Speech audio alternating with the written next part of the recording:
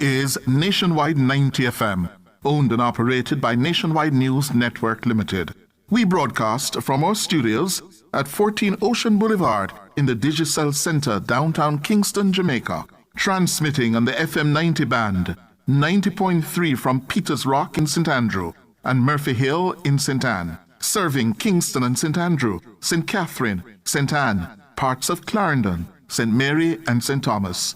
90.5 from Huntley in Manchester, transmitting to St. Elizabeth, Westmoreland, Manchester, Clarendon, rural St. Andrew and parts of St. Thomas. And 90.7 from Cooper's Hill in St. Andrew and Flower Hill in St. James. Serving Westmoreland, Hanover, St. James, sections of Trelawney, Kingston, St. Catherine, Clarendon, St. Mary, Portland and St. Anne. Nationwide 90 FM also broadcasts on YouTube at Nationwide 90 FM Live 2, RevoNews.ai and on Flow on channel 916. Nationwide 90 FM, a new revolution in media. Put your money in motion. Drive VMW, VM Wealth Management. Transform your everyday. The time by VM Wealth Management is 6 o'clock. From the studios of Nationwide Radio, morning radio the right way. It's Nationwide This Morning.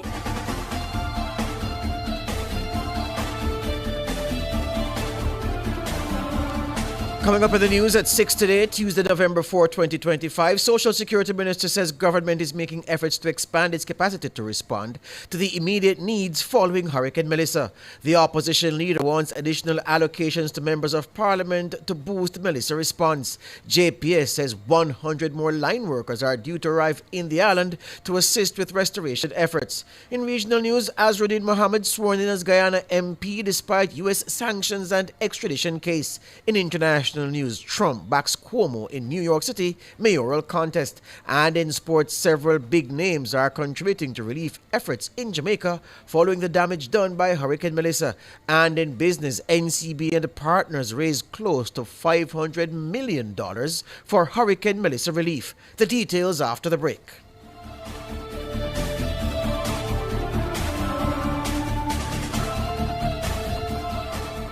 Are you ready to turn your sales and marketing skills into high earnings? Nationwide 90 FM is searching for business development executives to help us grow our business and build lasting client relationships. If you have experience across all stages of the sales cycle and possess strong communication, negotiation, and time management skills with a proven sales track record, this opportunity is perfect for you. Join our team and work with the top corporate brands, media agencies, and of course, our on-air personalities. Enjoy networking opportunities, professional growth, and competitive commissions. Ready to take the next step? Send your resume to hr@nationwidenewsnetwork.com today. Catch the first news of the day. A comprehensive package of local, international, sports, and business news. The news at 6 on Nationwide 90 FM.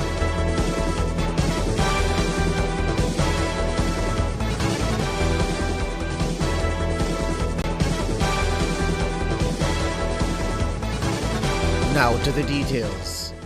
Labour and the Social Security Minister Pernell Charles Jr. says the government is seeking to expand its capacity to respond to the immediate needs of those worst affected by Hurricane Melissa.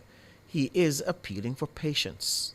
Today, we were in Westmoreland, in Darlingston, we were in Hanover, in West Haven, dropping off packages and taking 3 elderly patients out, as well as dropping off care packages to disabled children and people, again, who are in high vulnerability based on their characteristics. There is so much more that needs to be done.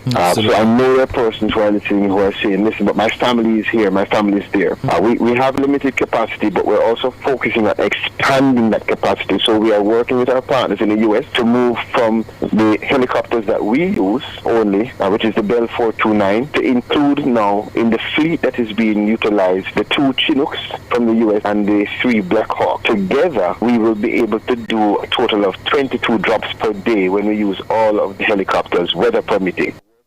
The government has established several committees to manage the response to Hurricane Melissa.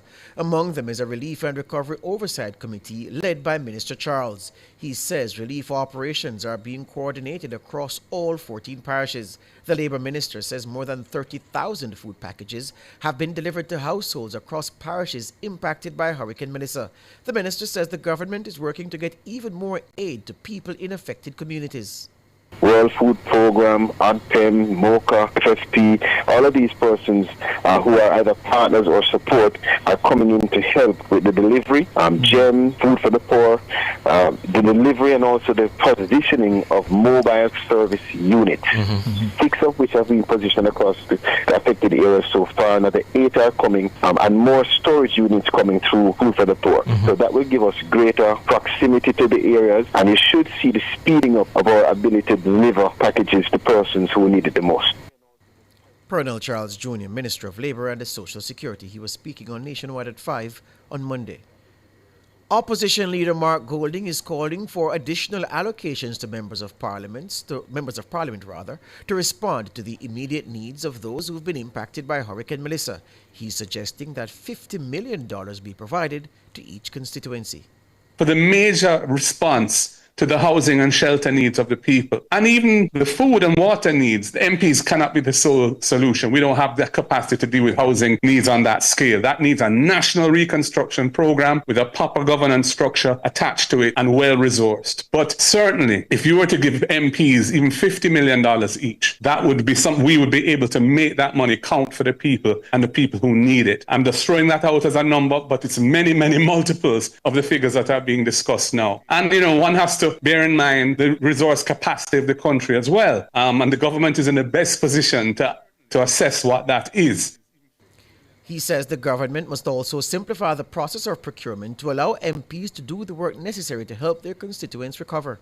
Until that allocation is made, members of parliament are unable to respond to the needs of the people unless they happen to have some personal resources or access to dealing with it outside of the public system, and many do not have that. I would also say that the process of engaging contractors to do that kind of work should be simplified and made easy for members of parliament, especially in those areas where there's very limited connectivity and where following the normal bureaucratic processes that are required would be very challenging or impossible for members of parliament. If contractors have a TRN, whatever the allocation is, there should be invoices, and those invoices can be submitted, but the work should be able to begin. Mark Golding, opposition leader, he was speaking at a media briefing on Monday. Meanwhile, the PNP is establishing its own channel for receipt and a distribution of Hurricane Melissa aid. The opposition leader made the announcement on Monday at a press briefing. So we have the capacity to receive financial contributions locally and from overseas. And we have relationships that we've developed with established charities that would import and make the relief supplies available for distribution. And we're putting in a structure for this with an accountability element, because we want to account for every dollar received and every item received and distributed. And the treasurer of the party is helping to design this. She has been managing this process for the past week, and we're bringing on additional human resources to give support so we can have a robust mechanism for anyone who wants to assist through our portal. Golding says a single channel of aid distribution is counterproductive. Now, I gather that there's some thought among the government that they want to stop anything coming in other than through ADPEM and the state system. I would caution against that. I think that people have their preferences, donors have their preferences. Let us not deny any Jamaican in need the opportunity to receive a benefit a donor would be inclined to provide for them through a particular channel by saying everything has to go through the state channel. I think there should be coordination. I think we should collaborate and share information, as long as that is on an open basis and it's genuine sharing of information. But I don't think we should just restrict this whole relief to one channel, because that is going to result in people not benefiting as much or at all from what is available. And so I encourage the government to rethink that, if that is indeed the way they've been thinking. Mark Golding, opposition leader. The Integrity Commission is urging parties responsible for overseeing relief efforts to ensure the mode of assistance established adheres to principles of integrity and accountability. This, it says, as it recognizes that government procurement and related implementation processes may be relaxed due to emergency procedures. In a statement on Monday, the Commission knows that it will use its monitoring and investigative resources to crack down on any identified acts of corruption. It says these acts will be dealt with in accordance with the law. The Commission is encouraging the public to report any identifiable acts of corruption or mismanagement. It noted that these acts can be reported by writing to the Commission or by telephone at 876-926-0001 and the Commission's website. Education Minister Dr. Dana Morris-Dixon is to start a series of meetings with education stakeholders later on Tuesday to establish how best to avoid the learning loss due to the impact of Hurricane Melissa.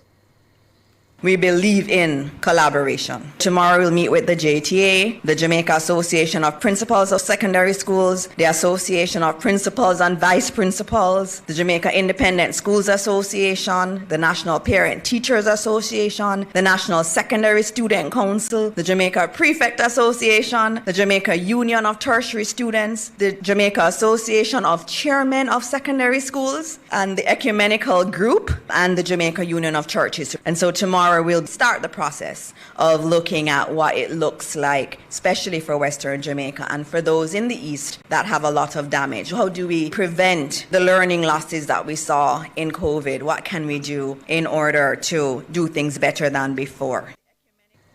Learning loss is a major concern of the ministry following the devastation caused by Melissa last week. Several schools in western parishes, including St. Elizabeth, Westmoreland, St. James, and Hanover, were severely damaged. On Monday, schools reopened across those parishes that were spared the ravages of the Category 5 hurricane. Minister Morris-Dixon says plans are in place to provide emotional support for teachers and other members of the school population affected by Melissa. In our ministry already, we have a group of over 30 psychiatrists and psychologists that we have available to our education system. So we have a system in place for those who need help. And many people don't necessarily want to do it collectively.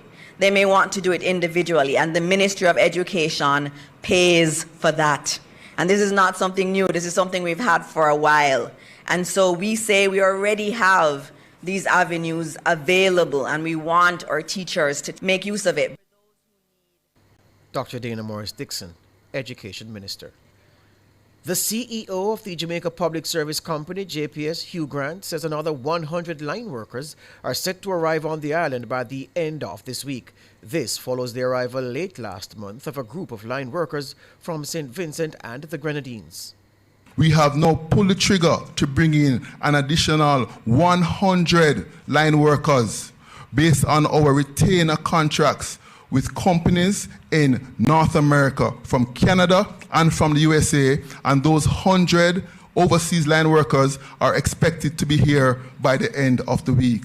We also are bringing in additional equipment because our local resources in terms of bucket trucks and pole digger trucks are exhausted. So we're bringing in on barges additional bucket trucks, more than 50 bucket trucks, more than 10 digger trucks, so that when the workers come in, they have the equipment required so that they can safely and optimally restore customers. Line workers are being deployed to provide assistance with restoration efforts. Grant says a comprehensive damage assessment is being done to afford the JPS to give a definite timeline for restoration. I had a chance to do a helicopter patrol, and our steel lattice structure, which is one of our more hardened facilities, was twisted and on the ground just due to this devastation. But we were working to do damage assessment. Once the damage assessments are completed, we will then be able to give you more clearly what are estimated times of restoration. We stand committed to keep you updated. We understand the inconvenience, and help is on the way. Hugh Grant, CEO of JPS, speaking at a press briefing on Monday. And Grant says the company has restored power to 57% of major hospitals across the island. One of the things we have been focused on is the restoration of critical facilities and focus the resources around that. We have made tremendous progress on that front, whereby we have currently 57% of our major hospitals now have power. That's as a result of us moving resources to the supply areas of those hospitals, doing the necessary damage assessment, and facilitating that restoration.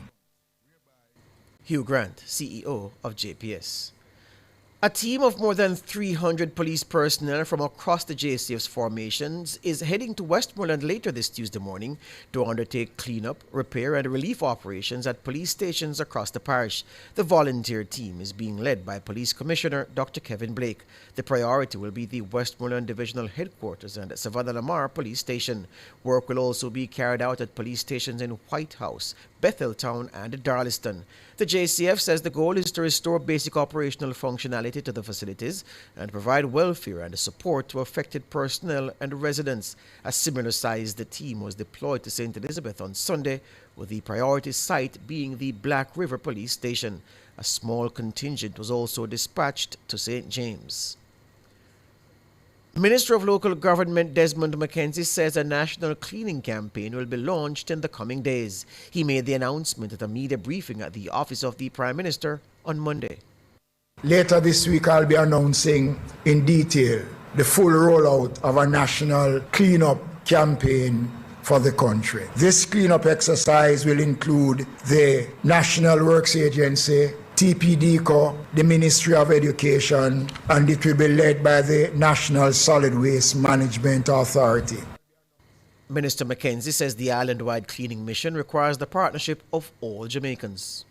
The purpose of the cleanup, ladies and gentlemen, is for Jamaicans to participate in this national cleanup exercise that will take place right across the country in every community. The Social Development Commission will be responsible for coordinating community activities throughout. And this will be a call for national duty, for national response. The country will require the full support, the full participation of all Jamaicans in this exercise.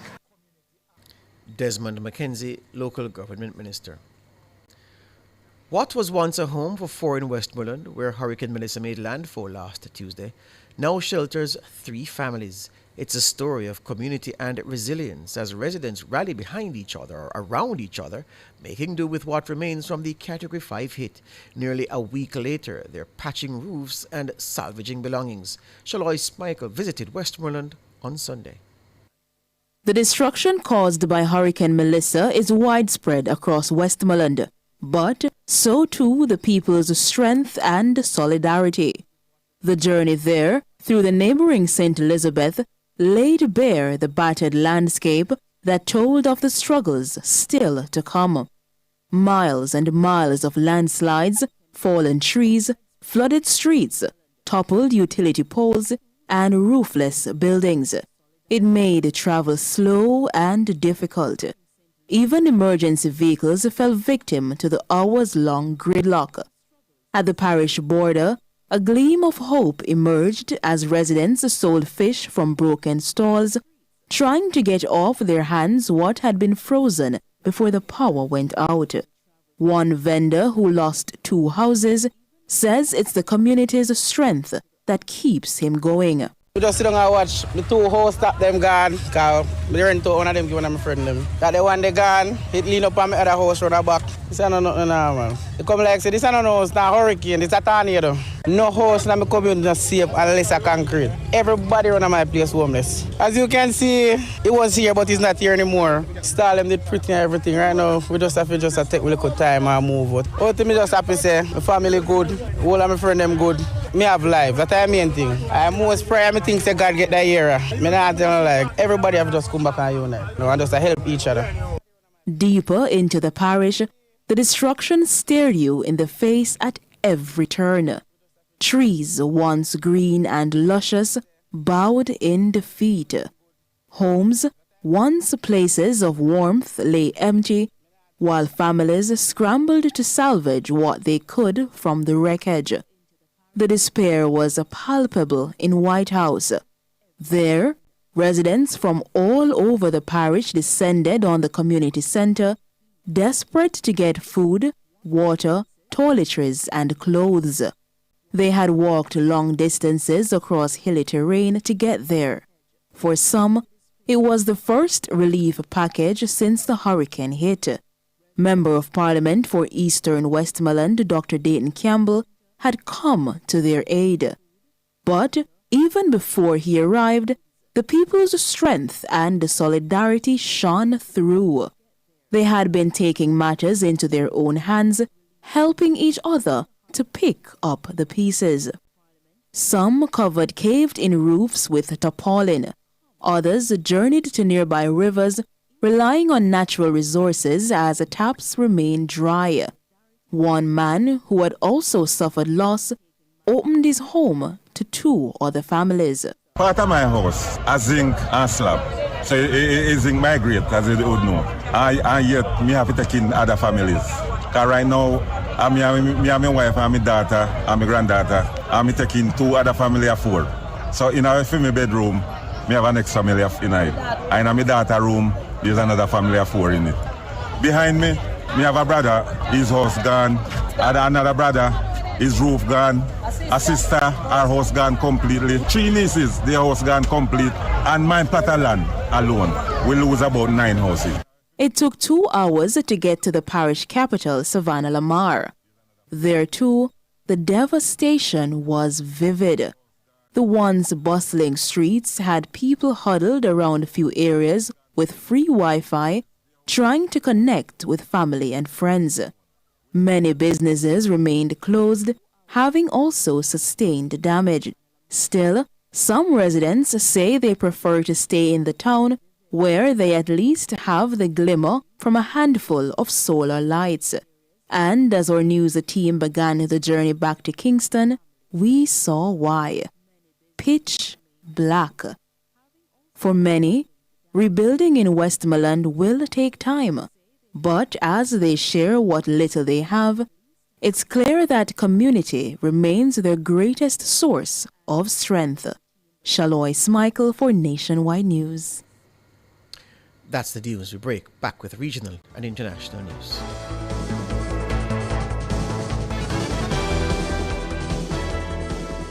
It's This Morning on Nationwide 90 FM. The time is 6:21. Decorate like a designer with BH Paints. The temperature brought to you by BH Paints is degrees Celsius in Kingston, 26 degrees Celsius in Montego Bay, 21 degrees Celsius in Mandeville.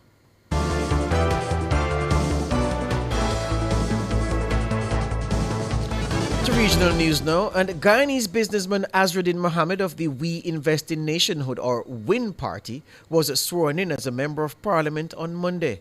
This despite him being under U.S. sanctions, criminal indictment, and facing extradition on a slew of serious charges. These include gold smuggling, money laundering, and tax evasion. WIN describes the swearing in as historic, but critics say there is nothing to celebrate. They argue that Mohammed should be guided by the Westminster Convention, which dictates that politicians facing criminal charges resign. Mohammed's WIN party secured 16 of the 29 non-government seats in the new parliament, positioning him to be elected leader of the opposition once administrative processes are complete. The opening of Guyana's 13th parliament took place on Monday afternoon at the Arthur Chung Conference Center. Further afield, U.S. President Donald Trump has endorsed Andrew Cuomo in the New York City mayor's race, urging voters not to elect left-wing frontrunner Zoran Mamdani. Posting on Truth Social on Monday evening, Trump said the electorate should vote for Cuomo whether they personally like him or not. Voters are set to cast their ballots later on Tuesday. Cuomo is running as an independent, while Mamdani is the Democratic candidate. The other candidate in the race is Republican Curtis Sliwa. Trump previously said he would be reluctant to send more than the very minimum level of federal funding to his hometown of New York if Mamdani is elected. The comments mirrored those he made in a television interview on Sunday, during which he referred to Mamdani as a communist, a label that Mamdani rejects.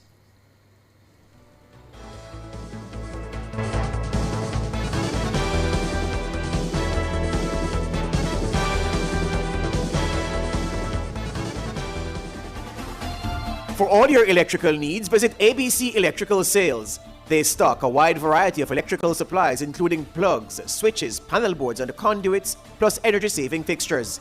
ABC Electrical Sales stocks brands like GE, Siemens, Philips, Cutler Hammer, and Allen Bradley. They also offer free island-wide delivery just to suit your needs. Visit them at Shop 8, Hagley Park Plaza, Kingston 10, or call 876-754-3714-5 or 876-754-3825-8. ABC Electrical Sales, for a better choice in the electrical business. Need a little extra this Christmas? Infinity Cooperative Credit Union has the solution with our Infinity Merry Money promotion. Whether it's sprucing up your home, upgrading your car, or covering holiday expenses, we've got you. From October 10 to December 15, borrow $500,000 or more and you can be entered to win your share of $500,000 in cash prizes. Get the money you need and make your Christmas truly merry with Infinity Merry Money promotion. Conditions apply. Authorized under Section 58.3 of the Betting, Gaming and Lotteries Act.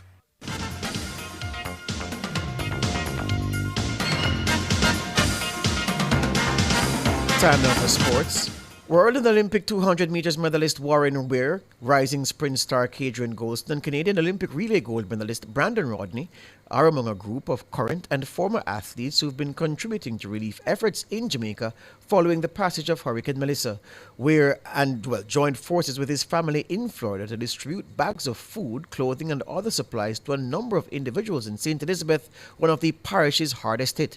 The former Calabar star, who was part of the historic men's 200 meters sweep at the 2012 London Olympics, says he had to get involved.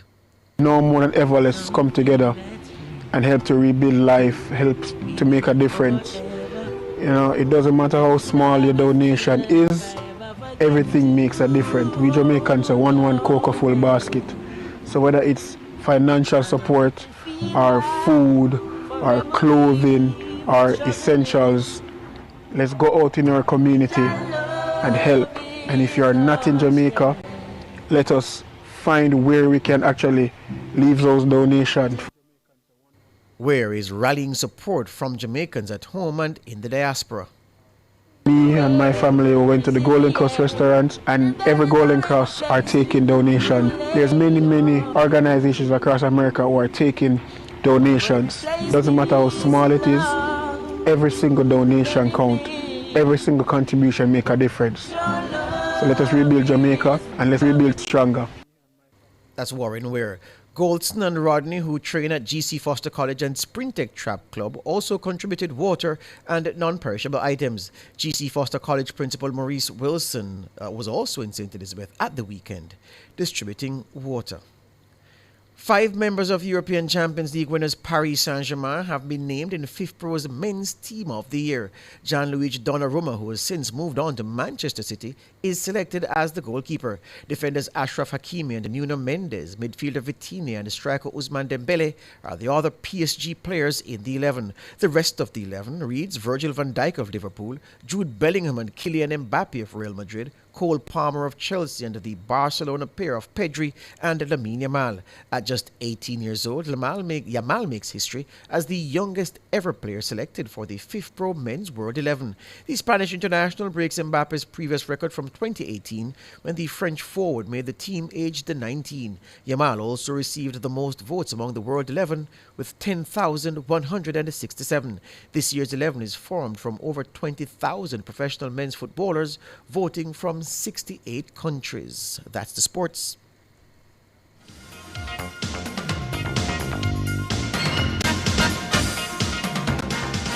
Are you ready to turn your sales and marketing skills into high earnings? Nationwide 90 FM is searching for business development executives to help us grow our business and build lasting client relationships. If you have experience across all stages of the sales cycle and possess strong communication, negotiation, and time management skills with a proven sales track record, this opportunity is perfect for you. Join our team and work with the top corporate brands, media agencies, and of course, our on-air personalities. Enjoy networking opportunities, professional growth, and competitive commissions. Ready to take the next step? Send your resume to hr@nationwidenewsnetwork.com today.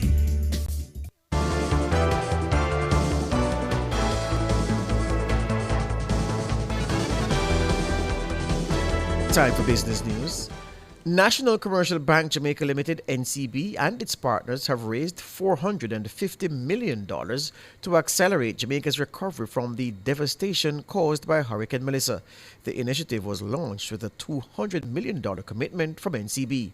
The sum was matched by contributions from some of the bank's long-standing partners and a $50 million donation from the Guardian Group. The funds will be channeled through the Building a Better Jamaica Fund administered by NCB Foundation. NCB says the fund will prioritize food and shelter, home repairs, community infrastructure restoration, and essential aid to support livelihoods in the hardest hit parishes. The fund was launched in 2024 after Hurricane Beryl. Then the bank committed $150 million in matching funds and ultimately raised more than $459 million with its partners. Starbucks says it's selling a 60% stake in its business in China as part of a $4 billion deal with investment firm Boyu Capital. Under the agreement, the world's biggest coffee chain will have a 40% stake in the Chinese retail operation and retain ownership of the Starbucks brand there. Starbucks entered China in 1999 and the country is now its second largest market after the US. However, it has struggled in recent years with the rise of homegrown brands like Luckin Coffee. The business will continue to be headquartered in Shanghai and will own and operate 8,000 outlets in the Chinese market. The company says it has plans to grow to as many as 20,000 locations. In foreign exchange trading this morning, the Jamaican dollar will open trading against the benchmark U.S. currency selling for an average $161.38. Against the Canadian, the Jamaican will open selling for an average $115.20. And finally, the Jamaican dollar will begin trading for an average $214.31 against the British pound.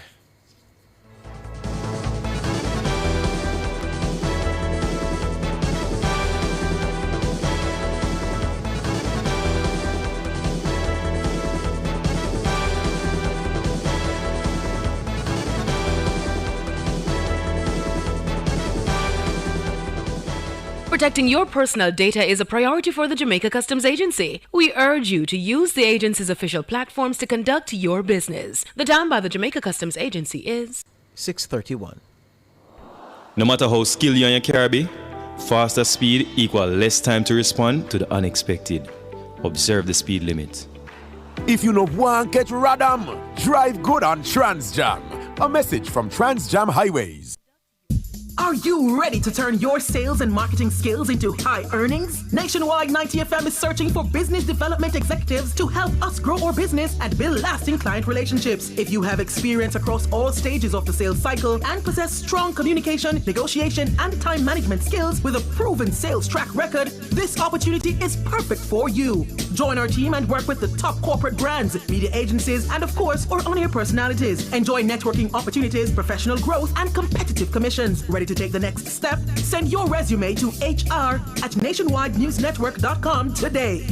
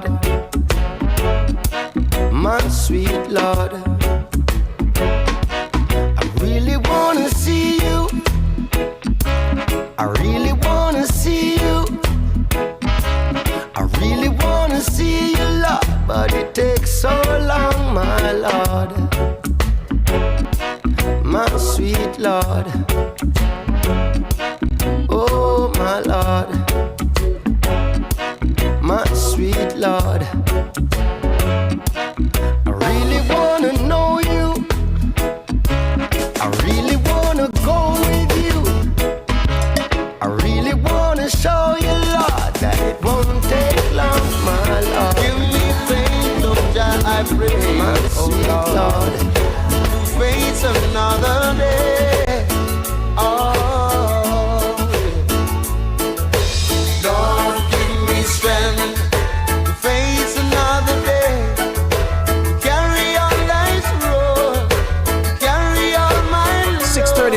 on this Tuesday morning, Tuesday, November 4, 2025. Yeah, that's where the 5 comes from. Tuesday, November 4, 2025.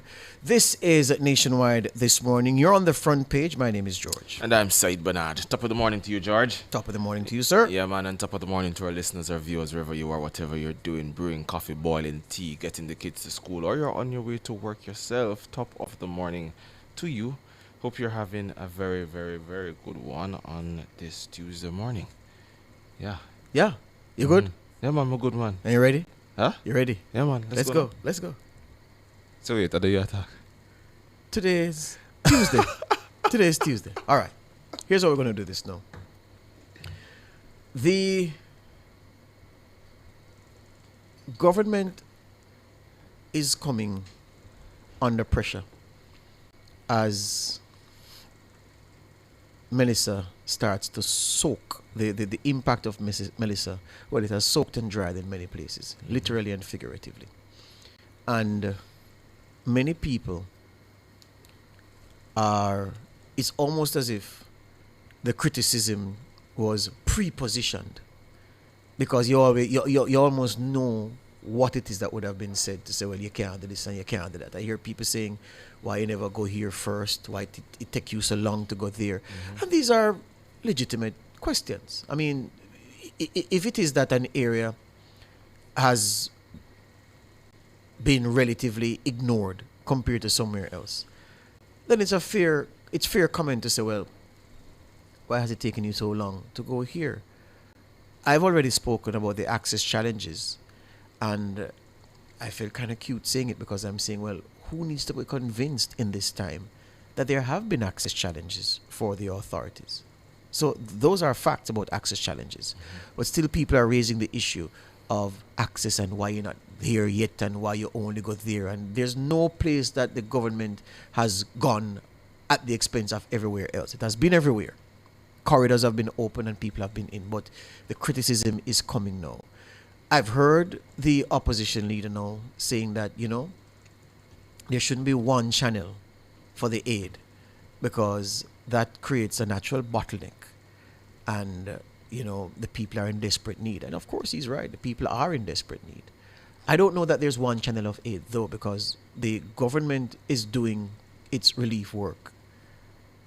Civil society and just society in general have organized themselves. The churches are doing a tremendous amount. Shout out to Father Sean Major Campbell at Christ Church for the work that he and his team are doing and have been doing, even to help people prepare for Melissa.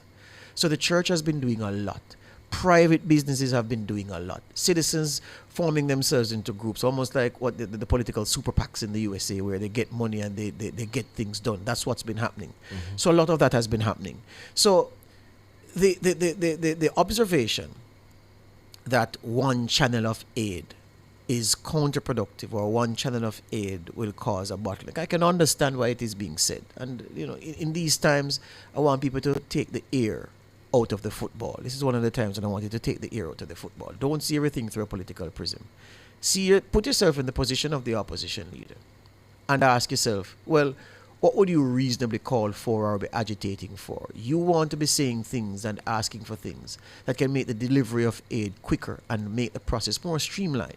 And he's just putting ideas on the table to get that done. Of course, many people are shouting down his ideas because of the same partisan politics I'm speaking about. And the fact is that by his own conduct, Mr. Golding has not helped himself in these matters to get the sympathy and the understanding of the broad cross-section of Jamaicans who are not dead-eyed supporters of his political party. And that's a problem, as we saw manifest on September 3. But notwithstanding that, what he's saying, I don't hear much, if anything, to really be upset about, because in this time, he's just looking at the processes and saying, well, perhaps if we do this or that, we could get better results. And there's a concern, George, because, and I'll make bold to say, I disagree as it relates to giving a member of parliament $50 million. 100%. I disagree with that suggestion.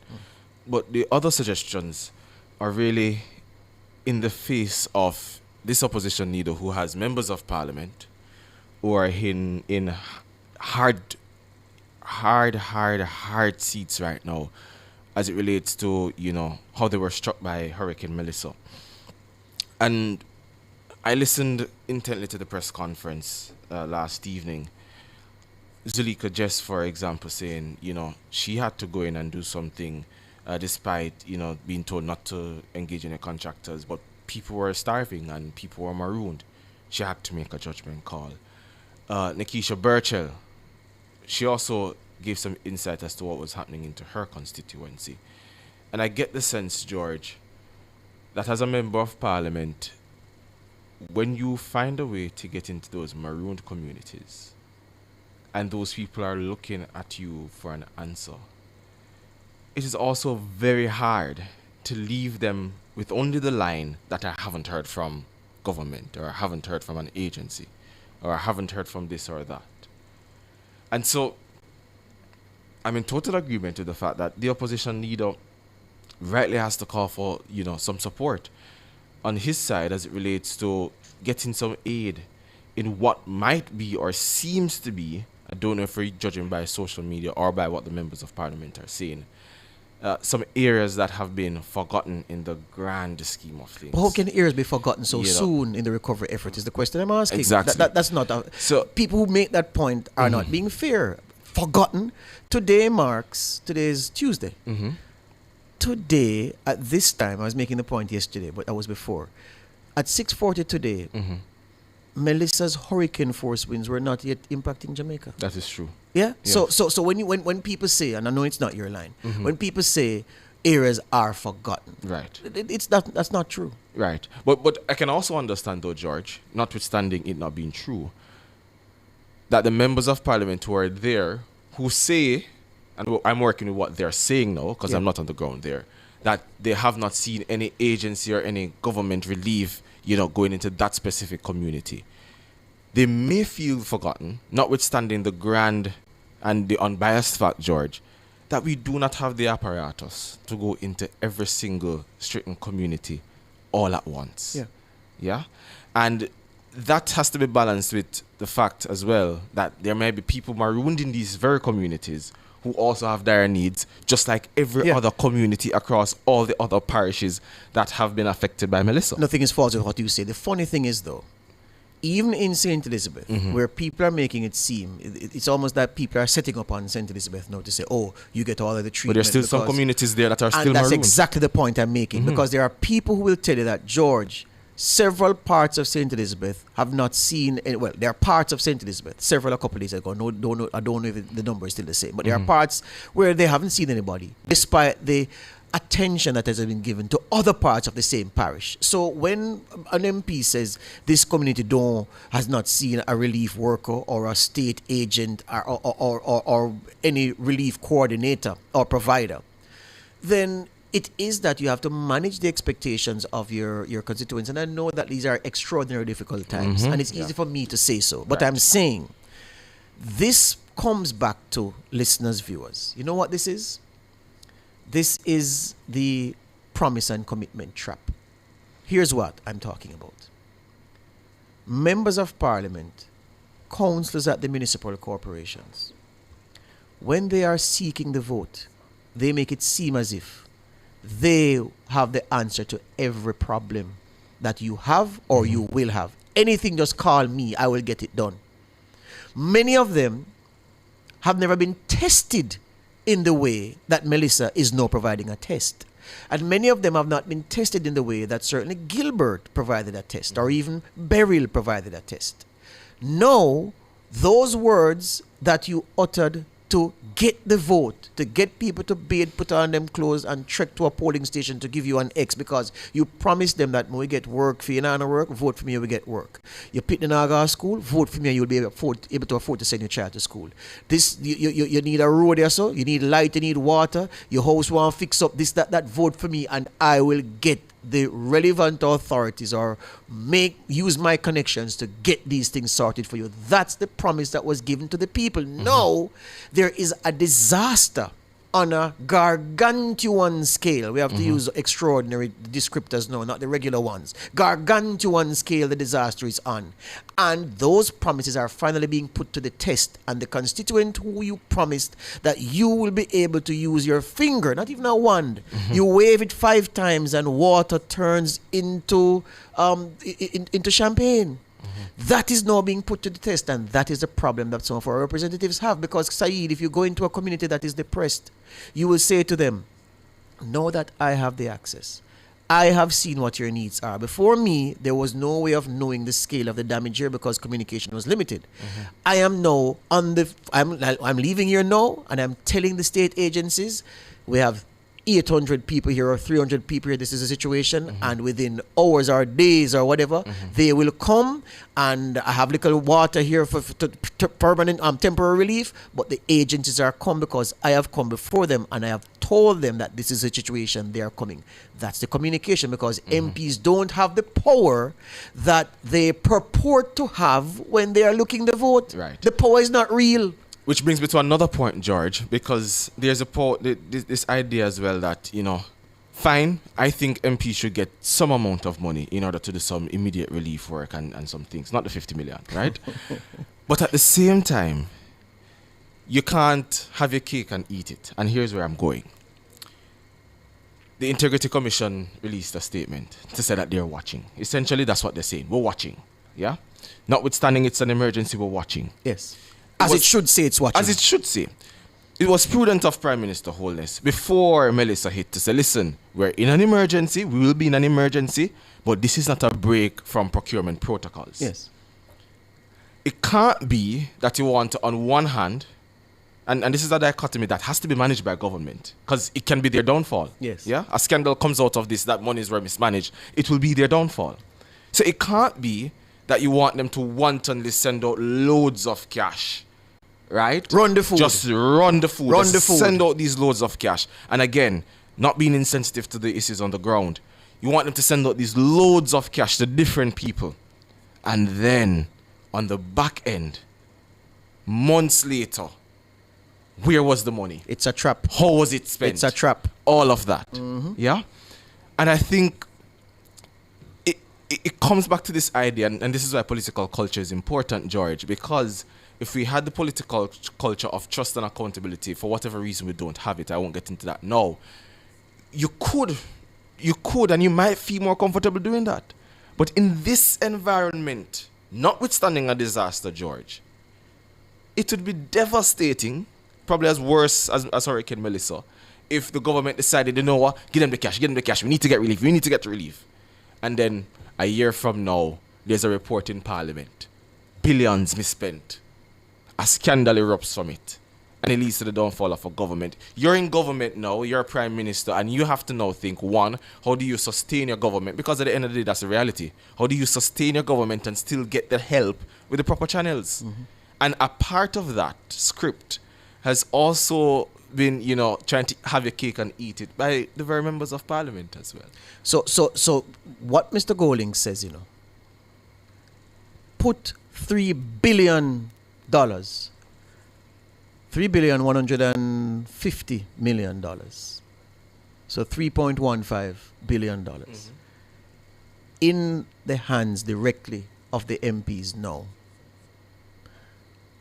I can't imagine that is it, because I would imagine that Mr. Golding would think that why would the Member of Parliament for East Central St. Andrew need 50 million? Because nothing happened at East Central St. Andrew. Well, to be fair to him, I don't know if I interpreted correctly, but it was supposed to be scaled based on the damage or something but scaling would mean it's not 50. But some would be getting more than the 50 million. Not even that. No, but it can't be scaled. But that's not the scaling I picked up. Maybe you picked up that. But what I did pick up was that he's saying give the MPs 50 million. I don't want to misquote him or carry the line that he didn't. So I'm imagining that he's saying give 50 million to the MPs in the worst affected parishes. All right, so leave it there. All right, fine. So the MPs in the worst affected parishes, just give them 50 million and work from there. Mr. Golding, that's a recipe for disaster. You've been a corruption crusader since you stepped up to the position of opposition leader. That's been one of your 2 or 3 best dub plates in your dub plate box. I'm certain on reflection and in a quiet moment, you will see the folly of that, even as we accept the essence of your message that aid needs to reach faster and aid needs to be sustained until people get up, and that MPs should be in a position to point their constituents to things being done to ameliorate the conditions that they find themselves in. So I'm doing all of that to say I don't want to be dismissive of what you say any at all, and I'm not going to follow those who just hear trigger anything you say, just cuss. No, because I see the utility in what you say. But 50 million in the hands of... No, sir. Not my money. I'm sorry.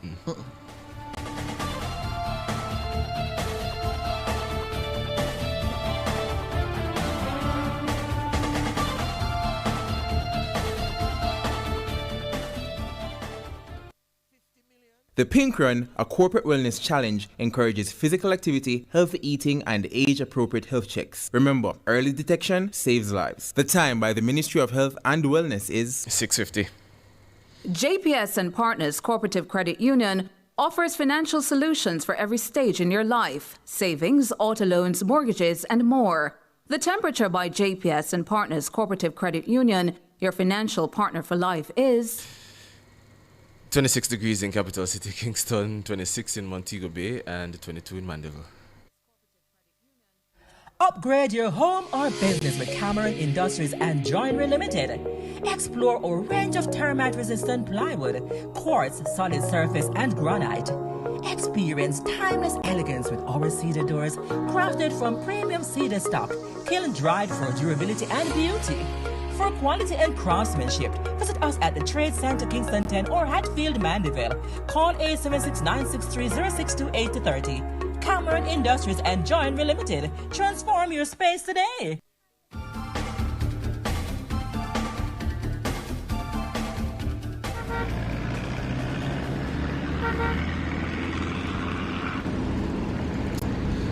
Nine minutes going up to 7 o'clock, and it's Street Smart with the man Ludlow McLean. Good morning, Ludlow.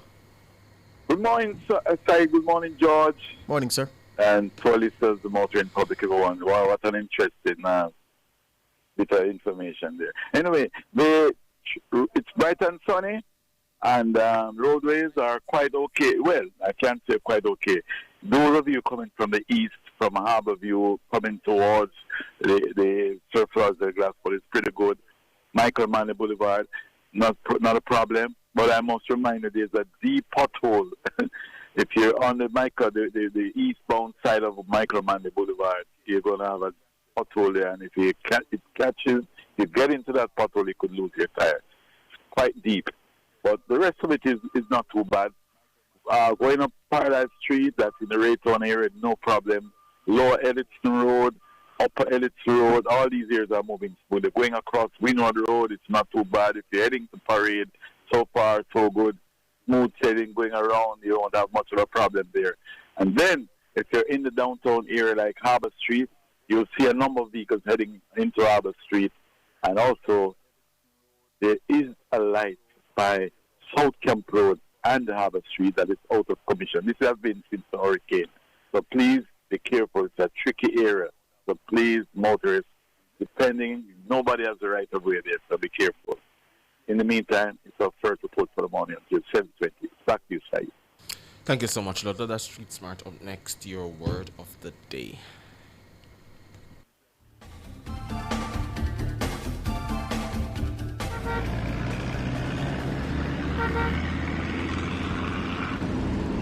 Your word of the day is spelled Ingeminate. Ingeminate. Ingeminate. Ingeminate. Ingeminate. Ingeminate. It's a verb. It means to repeat or to reiterate. People say reiterate. To repeat, reiterate, or reiterate. Ingeminate. First recorded 1585 to 1595. And it means to repeat or reiterate, which is why I said it. I'm repeating myself. I'm reiterating that it means to repeat or reiterate. And it first emerged in the language from Latin, of course, 1585 to 1595 Ingeminate, your word of the day.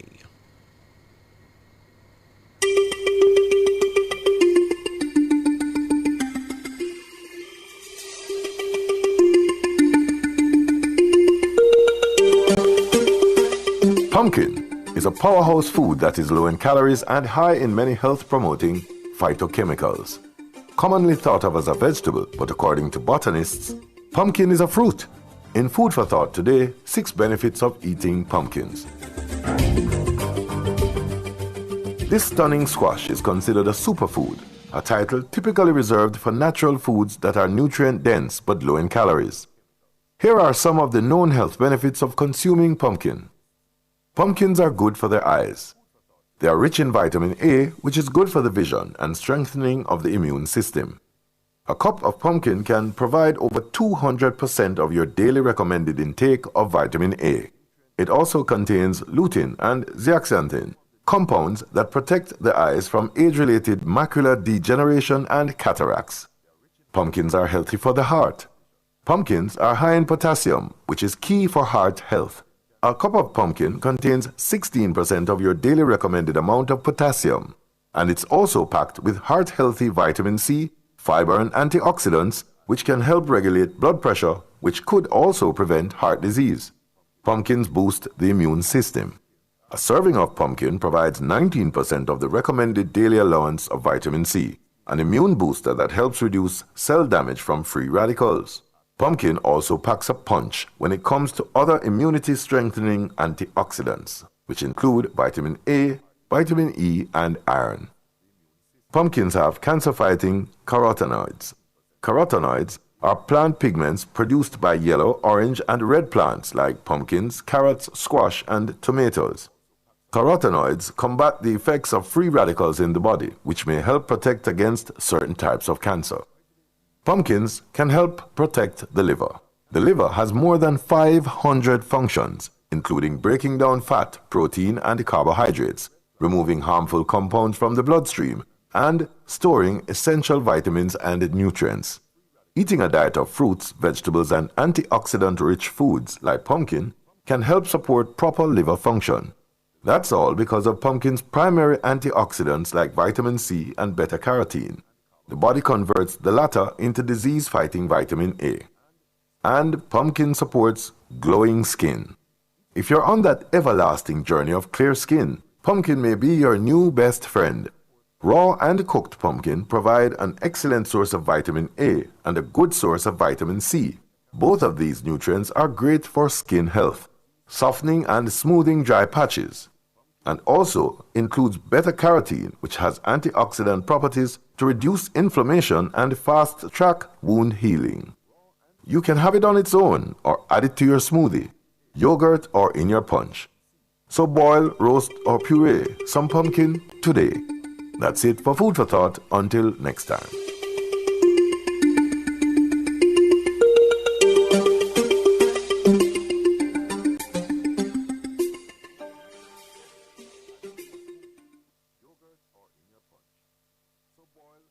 Fearless and fair. Nationwide 90 FM.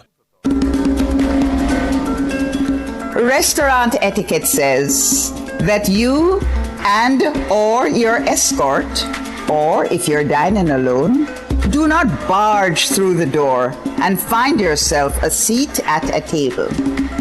This is Lifestyle Pages on Waiting to be Seated.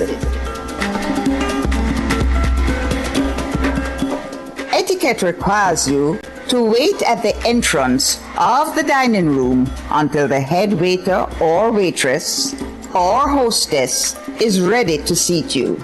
You then follow the head waiter, who will pull out the chair intended for you, or in the case of a hostess, who will indicate the chair or seat for you. If you're dining with someone, in the case of a man, it is still necessary that you sit on his right. But for the most part, it is up to you to see that you do so. When there are a number of persons in the group, the women take the preferred seats against the wall, and the men sit opposite them. In these current times, a leader may emerge, and he or she takes the responsibility to seat all members of the group. I'm Valerie, and those were Lifestyle Pages. News on the go. The latest stories from Jamaica and around the world are literally a finger tap away. Keep up to date with Teen Revolution 24 hours a day online via nationwideradiojm.com. Listen live, read the latest stories, hear every soundbite. Be a part of the vibrant online debate via Facebook and Twitter. Now you can get all your favorite premium nationwide content at your convenience. Visit the Android Play Store and download it for free today. NationwideRadioJM.com. All day, every day. Team Revolution. Nationwide 90 FM, continuing the tradition of fair, fearless, and factual reporting. Jamaica, let's make road safety a priority. Slow down, stay focused. Remember, every life matters. The time brought to you by the JIS is... News time, 7 o'clock. If you need to build it, plumb it, weld it, pave it, or power it, National Supply has it. Get the best brands for the job at Jamaica's Industrial Hardware Superstore, Kingston Ormo Bay. The temperature by National Supply is 25 degrees Celsius in Kingston, 26 degrees Celsius in Montego Bay, 21 degrees Celsius in Mandeville. The most credible news in the morning. The news at 7 on Nationwide 90 FM.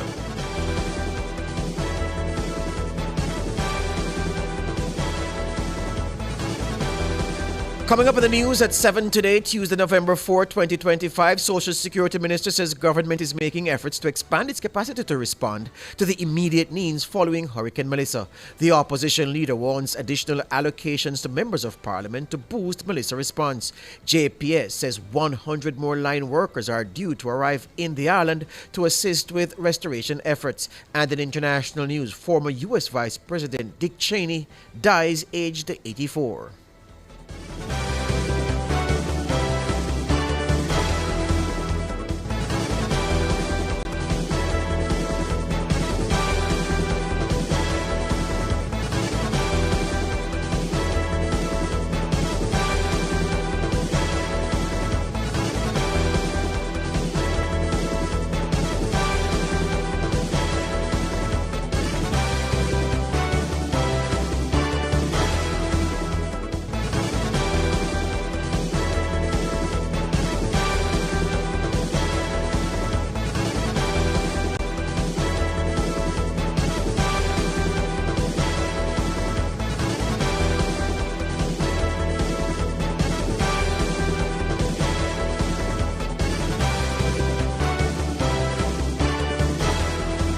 Now to the details. Labour and the Social Security Minister Pernell Charles Jr. says the government is seeking to expand its capacity to respond to the immediate needs of those worst affected by Hurricane Melissa. Minister Charles is appealing for patience. Today, we were in Westmoreland, in Darlingston, we were in Hanover, in West Haven, dropping off packages and taking 3 elderly patients out, as well as dropping off care packages to disabled children and people, again, who are in high vulnerability based on their characteristics. There is so much more that needs to be done. So I know there are persons who are listening who are saying, listen, but my family is here, my family is there. We have limited capacity, but we're also focusing on expanding that capacity. So we are working with our partners in the U.S. to move from the helicopters that we use only, which is the Bell 429, to include now in the fleet that is being utilized the 2 Chinooks from the U.S. and the 3 Black Hawk. Together, we will be able to do a total of 22 drops per day when we use all of the helicopters, weather permitting. The government has established several committees to manage the response to Hurricane Melissa. Among them is a Relief and Recovery Oversight Committee led by Minister Charles. He says relief operations are being coordinated across all 14 parishes, and he says more than 30,000 food packages have been delivered to households across parishes worst affected by Melissa. World Food Program, ADPEM, MOCA, FFP, all of these persons who are either partners or support are coming in to help with the delivery, GEM, Food for the Poor, the delivery and also the positioning of mobile service units, 6 of which have been positioned across the affected areas so far. Another 8 are coming, and more storage units coming through Food for the Poor. So that will give us greater proximity to the areas, and you should see the speeding up of our ability to deliver packages to persons who need it the most. Pernell Charles Jr., Minister of Labour and Social Security. Opposition leader Mark Golding is calling for additional allocations to members of Parliament to respond to the immediate needs of those constituents who have been impacted by Hurricane Melissa. He's suggesting that $50 million be provided to the affected constituencies. For the major response to the housing and shelter needs of the people, and even the food and water needs, the MPs cannot be the sole solution. We don't have the capacity to deal with housing needs on that scale. That needs a national reconstruction program with a proper governance structure attached to it and well-resourced. But certainly, if you were to give MPs even $50 million each, that would be something we would be able to make that money count for the people and the people who need it. I'm just throwing that out as a number, but it's many, many multiples of the figures that are being discussed now. And, one has to bear in mind the resource capacity of the country as well. And the government is in the best position to assess what that is. He says the government must also simplify the process of procurement to allow MPs to do the work necessary to help their constituents recover. Until that allocation is made, members of Parliament are unable to respond to the needs of the people unless they happen to have some personal resources or access to dealing with it outside of the public system, and many do not have that. I would also say that the process of engaging contractors to do that kind of work should be simplified and made easy for members of Parliament, especially in those areas where there's very limited connectivity and where following the normal bureaucratic processes that are required would be very challenging or impossible for members of Parliament. If contractors have a TRN, whatever the allocation is, they should be invoices, and those invoices can be submitted, but the work should be able to begin. Mark Golding, opposition leader. And the PNP is establishing its own channel for receipt and the distribution of Hurricane Melissa aid. The opposition leader made that announcement on Monday at a press briefing. So we have the capacity to receive financial contributions locally and from overseas. And we have relationships that we've developed with established charities that would import and make the relief supplies available for distribution. And we're putting in a structure for this with an accountability element, because we want to account for every dollar received and every item received and distributed. And the treasurer of the party is helping to design this. She has been managing this process for the past week, and we're bringing on additional human resources to give support so we can have a robust mechanism for anyone who wants to assist through our portal. Golding says a single channel of aid distribution is counterproductive.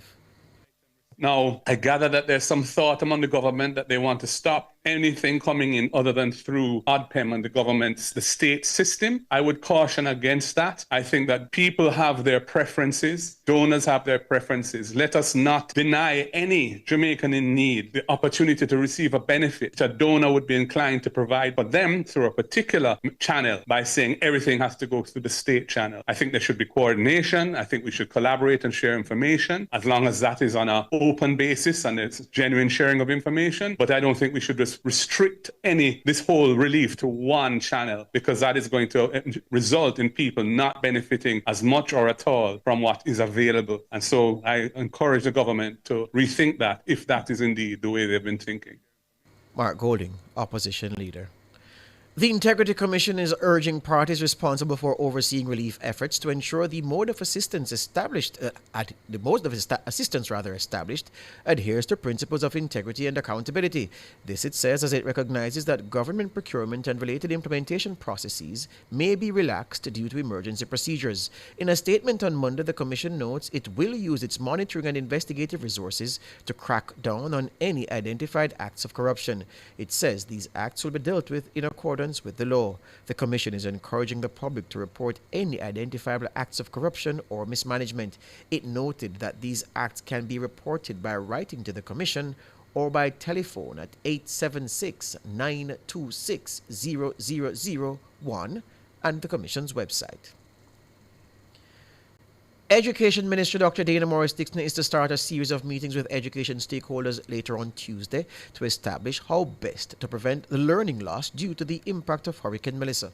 We believe in collaboration. Tomorrow we'll meet with the JTA, the Jamaica Association of Principals of Secondary Schools, the Association of Principals and Vice Principals, the Jamaica Independent Schools Association, the National Parent Teachers Association, the National Secondary Student Council, the Jamaica Prefect Association, the Jamaica Union of Tertiary Students, the Jamaica Association of Chairmen of Secondary Schools, and the Ecumenical Group, and the Jamaica Union of Churches. And so tomorrow we'll start the process of looking at what it looks like, especially for Western Jamaica and for those in the East that have a lot of damage. How do we prevent the learning losses that we saw in COVID? What can we do in order to do things better than before? Learning loss is a major concern of the ministry following the devastation caused by Melissa last week. Several schools in western parishes, including St. Elizabeth, Westmoreland, St. James and Hanover, were severely damaged. On Monday, schools reopened across those parishes that were spared the ravages of the Category 5 hurricane. Minister Morris-Dixon says plans are in place to provide emotional support for teachers and other members of the school population affected by Melissa. In our ministry already, we have a group of over 30 psychiatrists and psychologists that we have available to our education system. So we have a system in place for those who need help. And many people don't necessarily want to do it collectively. They may want to do it individually. And the Ministry of Education pays for that. And this is not something new. This is something we've had for a while. And so we say we already have these avenues available, and we want our teachers to make use of it. Dr. Dana Morris-Dixon, the Minister of Education. CEO of the Jamaica Public Service Company, Hugh Grant, says scores more line workers are set to arrive on the island by the end of this week. This follows the arrival late last month of a group of line workers from St. Vincent and the Grenadines. We have now pulled the trigger to bring in an additional 100 line workers based on our retainer contracts with companies in North America, from Canada and from the USA, and those 100 overseas line workers are expected to be here by the end of the week. We also are bringing in additional equipment because our local resources in terms of bucket trucks and pole digger trucks are exhausted.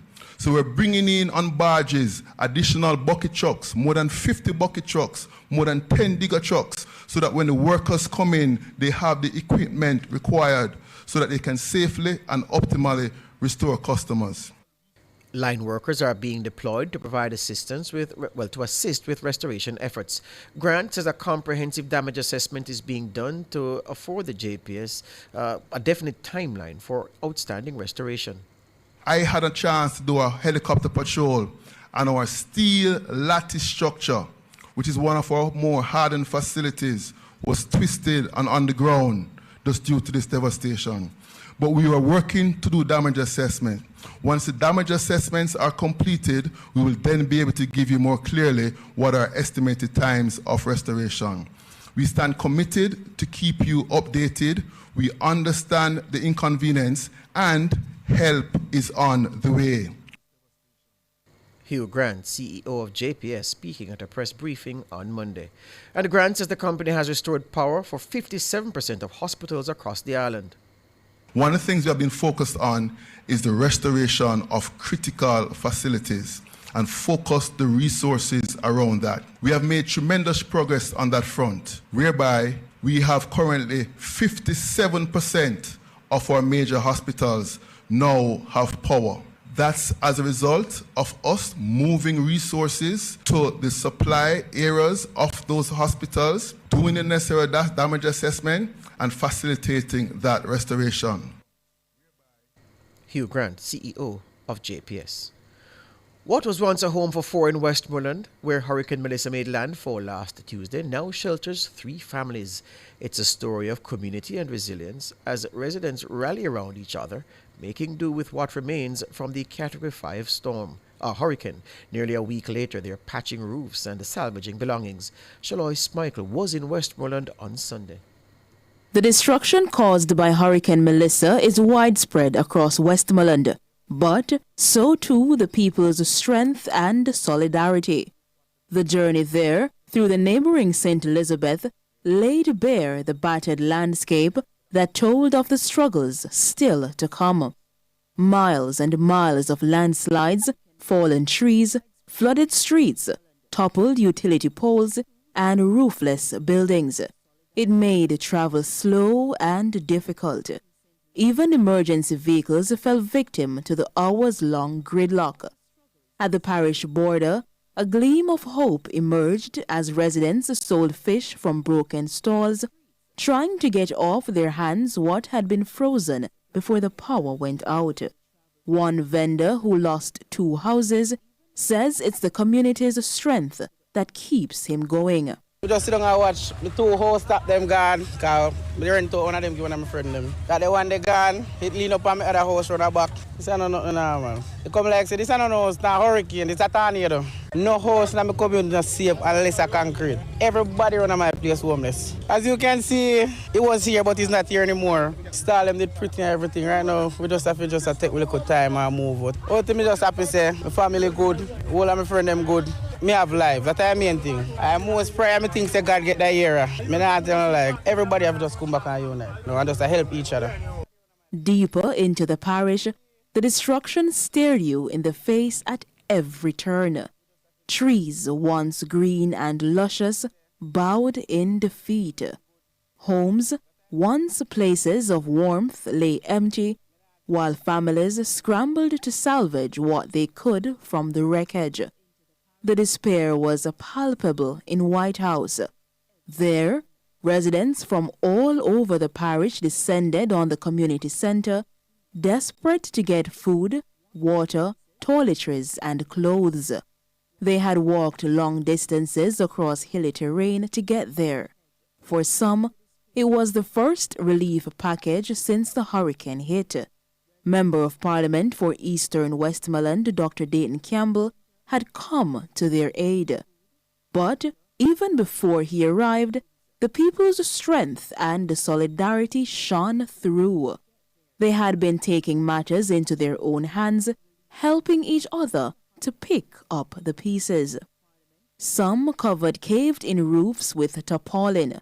Others journeyed to nearby rivers, relying on natural resources as the taps remained dry.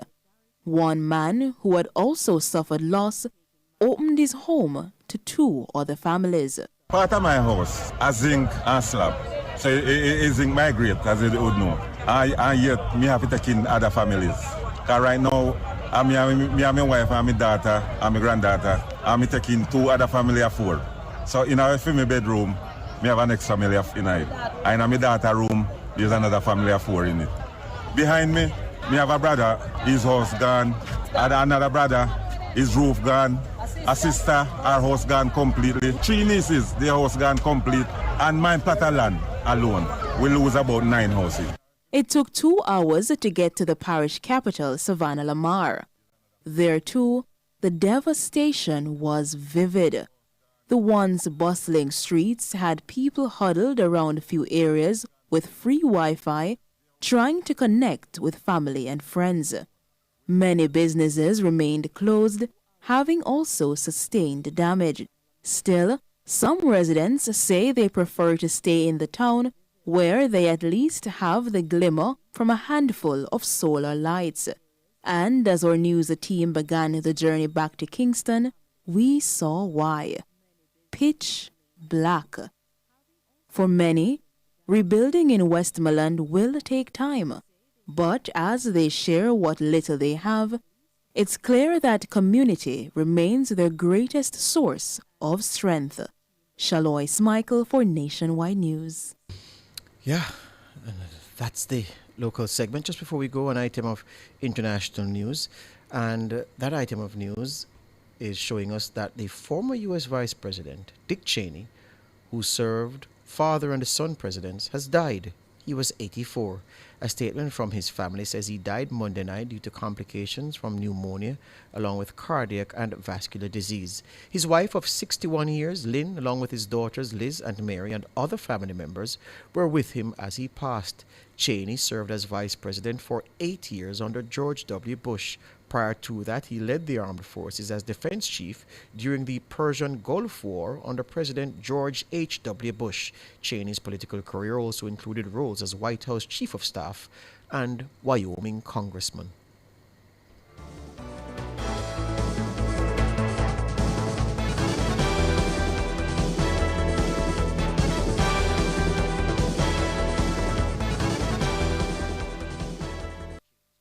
Sign up for the JN Money Card. It's safe, convenient, and free. The time by JN Money is 7:19. Rent or buy your hurricane supplies from Total Tools. Visit 102 Main Street, Oterius, 34 Slipe Road, Kingston 5, or Lot C6, Drax Hall, St. Anne's Bay. The temperature brought to you by Total Tools Jamaica is 26 degrees Celsius in Kingston, 26 degrees Celsius in Montego Bay, 21 degrees Celsius in Mandeville. This is an important announcement from the Caribbean Community of Retired Persons, CCRP. CCRP wishes to advise that all proceeds from the Living Legacy Awards luncheon will be dedicated to providing relief for the elderly affected by Hurricane Melissa. Please support this luncheon, which is set for Friday, November 7 at 11 a.m. at the Pegasus Hotel. Tickets are $12,000 each and are available at Fontana Pharmacy Barbican and Waterloo stores, Bueller's Pharmacy at Phoenix Central, and at CCRP itself. Call 876-469-1944 or 876-295-7059 for more information. We look forward to your support.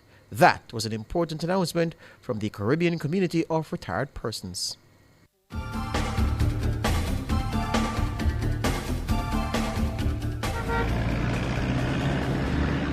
Time now for Street Smarts 2 with Ludlow McLean. Good morning, Ludlow. Morning, George. It is still bright and sunny, and let's hope it will remain this way. And the traffic flow has increased in many areas. Let me just tell you what's happening in New Kingston.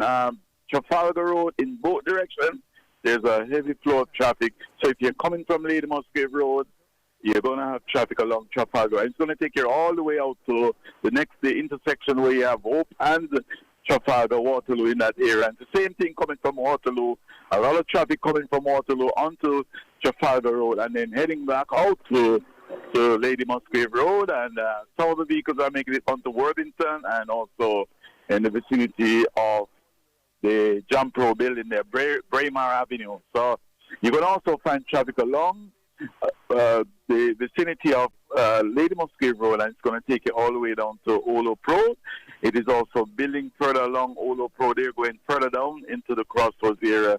And I would also say Ligony, if you're in that area at this time of the morning, you won't escape traffic. So if you're coming from Wellington onto the Monroe Road, it's going to be quite heavy in terms of vehicular flow, and also along Olo Road, coming across the Hope Road, and it's going to be busy in that area for a while. It's always busy at this time and even throughout the day.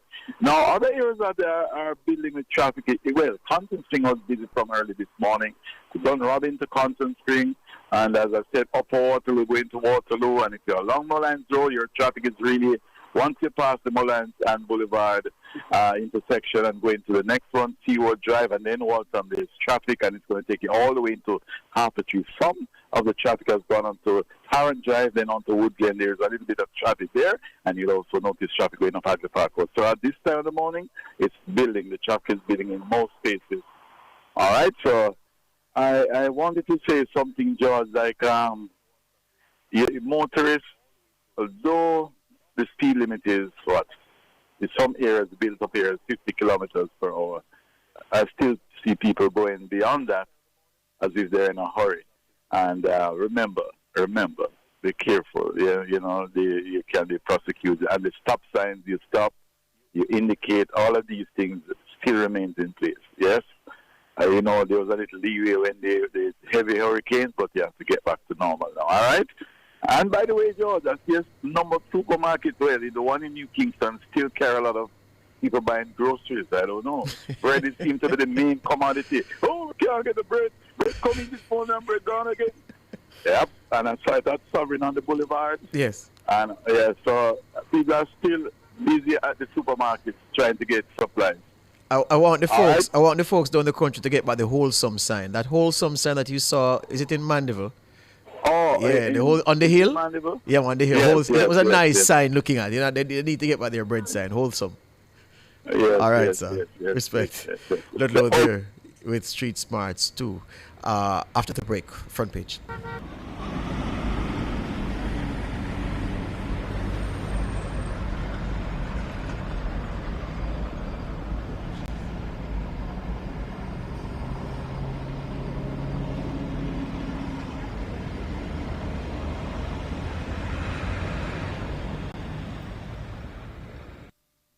Front Page is brought to you today by ABC Electrical Sales, for a better choice in the electrical business. For all your electrical needs, visit ABC Electrical Sales. They stock a wide variety of electrical supplies including plugs, switches, panel boards and conduits, plus energy-saving fixtures. ABC Electrical Sales stocks brands like GE, Siemens, Philips, Cutler Hammer and Allen Bradley. They also offer free island-wide delivery just to suit your needs. Visit them at Shop 8, Hagley Park Plaza, Kingston 10, or call 876-754-3714-5 or 876-754-3825-8. ABC Electrical Sales, for a better choice in the electrical business.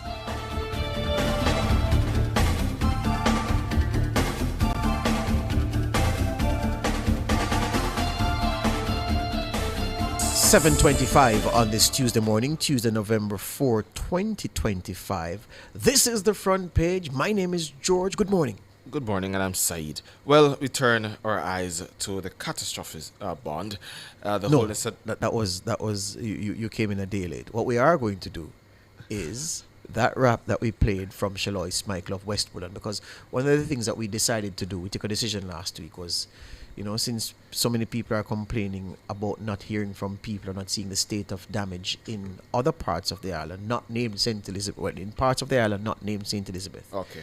We journeyed to Trelawney on Friday.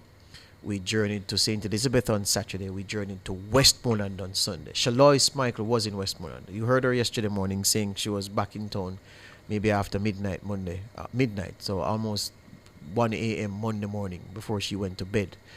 And so we played a news item that several people in the YouTube chat are saying, but George, what is the video there? Mm-hmm. So we did have the video for you.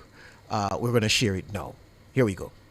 The destruction caused by Hurricane Melissa is widespread across Westmoreland, but so too the people's strength and solidarity. The journey there, through the neighboring St. Elizabeth, laid bare the battered landscape that told of the struggles still to come. Miles and miles of landslides, fallen trees, flooded streets, toppled utility poles, and roofless buildings. It made travel slow and difficult. Even emergency vehicles fell victim to the hours-long gridlock. At the parish border, a gleam of hope emerged as residents sold fish from broken stalls, trying to get off their hands what had been frozen before the power went out. One vendor who lost 2 houses says it's the community's strength that keeps him going. We just sit down and watch the 2 houses that them gone, because we rent to one of them, give one of my friend them. That the one they gone, it lean up on my other house round the back. And then the front house now, my grandmother and there. Somebody are fret on there with them and say, alright, let's see what can go on. I say, this is not nothing now, man. They come like, say, this is not no, it's not a hurricane, it's a tornado. No house in my community is safe unless a concrete. Everybody around my place homeless. As you can see, it was here, but it's not here anymore. Stalin did pretty and everything. Right now, we just have to take a little time and move out. Everybody have to just come back and unite, and just help each other. All thing me just happy say, my family good, all of my friends them good. Me have life, that's the main thing. Deeper into the parish, the destruction stared you in the face at every turn. Trees once green and luscious bowed in defeat. Homes, once places of warmth, lay empty, while families scrambled to salvage what they could from the wreckage. The despair was palpable in White House. Residents from all over the parish descended on the community center to get food, water, toiletries, and clothes. They had walked long distances across hilly terrain to get there. For some, it was their first relief package since the hurricane hit. Member of Parliament for Eastern Westmoreland, Dr. Dayton Campbell, had come to their aid. But even before he arrived, the people's strength and solidarity shone through. They had been taking matters into their own hands, helping each other to pick up the pieces. Some covered caved-in roofs with tarpaulin. Others journeyed to nearby rivers, relying on natural resources as taps remained dry.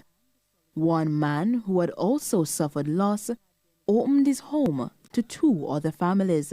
Part of my house, a zinc and slab. So it zinc migrate, as you would know. And yet, me have to take in other families.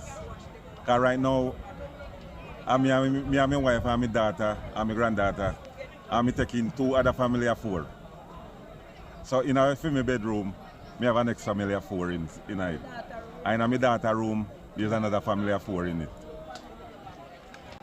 Behind me, me have a brother, his house gone. And another brother, his roof gone. A sister, her house gone completely. 2 nieces, their house gone. 3 nieces, their house gone complete. And another niece, her just the roof gone. But on my plot of land alone, we lose about 9 houses. 9 houses? 9 houses. It took 2 hours to get to the parish capital, Savannah Lamar. There too, the devastation was vivid.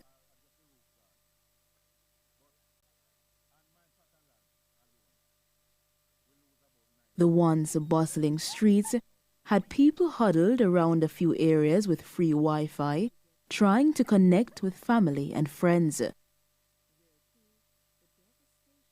Many businesses remained closed, having also sustained damage. Still, some residents say they prefer to stay in the town, where they at least have the glimmer from a handful of solar lights. And as our news team began the journey back to Kingston, we saw why. Pitch black. For many, rebuilding in Westmoreland will take time.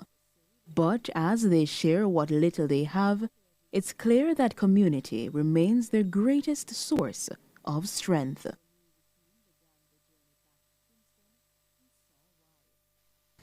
Ladies and gentlemen, reintroducing Shalois Michael, a marriage of storytelling, tone, pacing. She nailed it. Yeah? And for our technical team who supported her, Jamal Tucker and Kimberly Rowe, well done to gentlemen. I think we should take the break and come back and go some more. This is Nationwide this morning.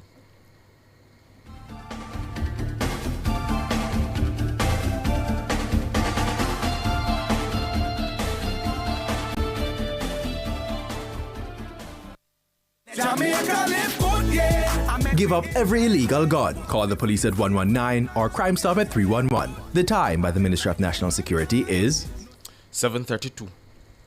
Visit Marshall's Pharmacy, Greater Portmore, for all your prescription needs, gifts, personal care, household, and stationery items. The temperature by Marshall's Pharmacy, Greater Portmore is 26 in Kingston, 25 out west in Montego Bay, and 22 in Mandeville. This is an important announcement from the Caribbean Community of Retired Persons, CCRP. CCRP wishes to advise that all proceeds from the Living Legacy Awards luncheon will be dedicated to providing relief for the elderly affected by Hurricane Melissa. Please support this luncheon, which is set for Friday, November 7th at 11 a.m. at the Pegasus Hotel. Tickets are $12,000 and are available at Fontana Pharmacy, Barbican and Waterloo stores, Bueller's Pharmacy at Phoenix Central, and at CCRP itself.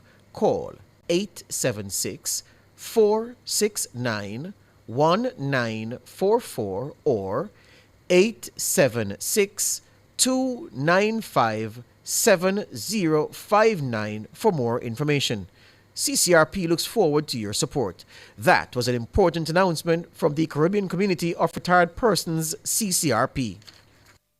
This is a public service announcement from JPS. The technical support hub for the JPS Customer Care Center, located in Western Jamaica, has suffered infrastructural damage. This means customers may experience some difficulty getting through on the toll-free line. Customers can, however, make contact with the company via web chat on its website at jpsco.com, on its social media pages at MyJPSOnline, and through the MyJPS mobile app. JPS thanks you for your patience and understanding at this time. That was a public service announcement from JPS.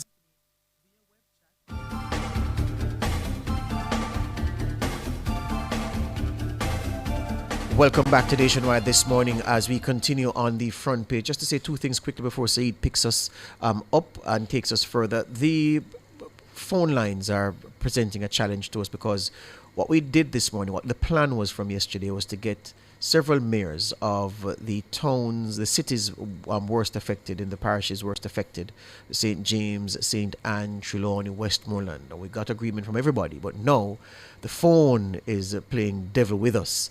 And we've only managed to get His Worship, the Mayor of St. Anne's Bay, Michael Belnavis, who Saeed will speak to in short order. So we did try to get all of them, but the telecommunications is still dodgy in some parts of the island. That's one. Second thing is, I see people saying, you know, the picture presented in the piece that Shaloy just voiced and produced and presented, it tells a different story from what we've been told about people in the worst affected places in Jamaica. That, you know, the impression given was that people were despondent, sitting, looking around. And I say, which Jamaicans? No, sir. What you see in Westmoreland is what you'll see anywhere you go in Jamaica. People are down, but certainly not out. And people are hustling, moving around, trying to get themselves going until the aid reach and until better can come. But you'd be hard-pressed in this country to go anywhere and see people sitting with hand pan jar just looking at space. Yeah? Not at all. The same thing in Trelawney with Siobhan's. Yeah, anywhere at all. That's the point I'm making. Yeah. Same thing in St. Elizabeth with Ricardo's and Tana's Sojourn. People out and about, man, moving. Yeah, man. They're trying to get things about. Well, we have the Mayor of St. Anne's Bay with us, Michael Belnavis, to get an update as to what's happening out there in St. Anne. Good morning, sir. Good morning to you and your listeners. Thank you so much for joining us. Well, Sir Belnavis, tell us, what's been the word on the ground? How's the relief and the response looking? Well, we're in the recovery mode right here in St. Anne. As you know, the hurricane was devastating to the parish, particularly in the hills of St. Anne. Along the coastline, several hotels are closed, and the live wire still down. Trees are down also. We're seeing is devastation, but not as devastation that we're seeing. Not to the level of devastation we're seeing in St. Elizabeth, Black River, those areas. They had the full eye of the storm. We had the fringes, but there are certain areas throughout St. Anne's Bay and going up into the hills of St. Anne, where by Discovery Bay into Salem, into those hills, where the wind meandered through, and in those areas that was total devastation. Whatever was in its path is down. So the people are now recovering and making the best that they can. I mean, a lot of roofs were lost, so we've been able to give out tarpaulins and really get the relief to the people. And we've been getting some good support from the Chinese community. They gave us just yesterday $2.5 million worth of relief food stuff. So we passed it up to the various divisions. The councils will be handing those out today in the various right throughout the entire parish. So you're able to now navigate yourself through the entire parish because all the roads are pretty much clear, if it's even one lane. So that's the intent from the municipal corporation perspective, is that at least have one lane access so people can get relief. And as the water subsides, like in Cave Valley and so on, people are getting support there. And you're saying that you've achieved that. You have all roads accessible by at least one lane. Yes, we have achieved that. And the funny thing is that the fire department, on the very night of the hurricane, we were out there at 4 o'clock in the morning from the Emergency Operating Center, right there in St. Anne's Bay. And they were out there with the fire department, ensuring that at least one lane on the North Coast Highway was accessible. So I was able to drive to Bahia Principal and get a feel for what is happening out there, because they could not get in touch with the hotel. So we had to send a team out there, and I went with them, and we were able to go through and in one lane in certain places, because there were light poles down and trees were across the 4-lane highway. And we went there, and that hotel was devastated. Guests were all over on beach chairs, sitting down because their rooms were damaged. And it didn't look good. I mean, the ceilings had come down. There was majestic chandeliers that they have in the foyer. Everything was on the floor. So, to be in water boots there, and it wasn't good. Now they've had to close. And there are several hotels that have closed, so a lot of people are laid off now. Western Unions and those type of remittances are under siege because people are coming in from Montego Bay trying to get support. There's no electricity currently in the parish. Water has pretty much come back. There's certain areas where water is still an issue, but it's on and off. So we don't have an issue with dysentery and diarrhea and stuff at this juncture. And we're trying to ensure the health department that we maintain that decorum. We have the health department out there spraying for mosquitoes now because it's becoming a hazard. And with no light, no fan, people have to converge out in the neighborhoods. So when you drive through at night, with people converging, just in the cool outdoor air, and that's a normal thing now. So as we go through and hand out gift baskets, last time we got some support from Island Grill, so we went out and handed out those hot meals in the community. And it was easy to find people because people were just clamoring at various spots. Mayor, how many properties do you estimate would have closed in St. Anne? And again, an estimate of how many workers you think are now sitting home because, of course, they've been furloughed. There's no work to do, so the hotel sent them home. Many, because even those hotels have not really been damaged, but to clean up, and of course, there are no cruise ships in port because there was turned back. There's one Carnival ship that's supposed to come in today. I'm looking at it right now, and that's what's coming to Ocho Rios. And they're deliberating because Fern Gully is devastated in terms of the trees down. The structure, Fern Gully itself is good, the river is fine, but because there are so many trees down, they need to have that cleanup going. And that is a major pull for the cruise lines, and it's a major employer in the parish. Several hotels have laid off a lot of workers because nobody wants to come to a hotel that is, has issues. Any estimation as to how many workers have been laid off? I would say it's in the thousands right now. A few thousand, above 2,000, above 3,000 what?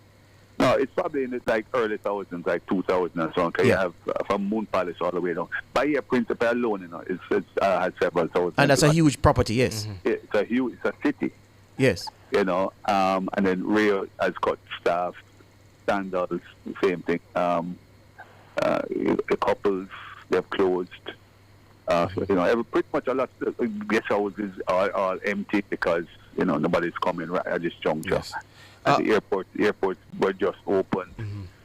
So, it's everything has come to a grinding halt, essentially. May I talk to me about the markets? Are they back up and running? Are they open? Okay, we suffered significant damage at the market, infirmary, and because the infirmary lost its roof. The infirm there at the Marcus Garvey Technical High School, they are homeless right now because but we're trying to get the roof back on. So of course, school remains closed. School remains closed. They're doing online classes. I know at my primary school, Ocho Rios Primary School, they're doing a kind of ad hoc thing because most people don't have electricity, so and the internet is crappier, as you can tell. Right. So we're trying to do what we can do, but I think it's going to be a big dislocation from education. All the agriculture side is done. The bananas are down, and bananas are big. Although tourism is a big part of what we do in St. Anne, agriculture is also a big thing also. So we're looking at with remittances. Not many remittance lines out there are crazy.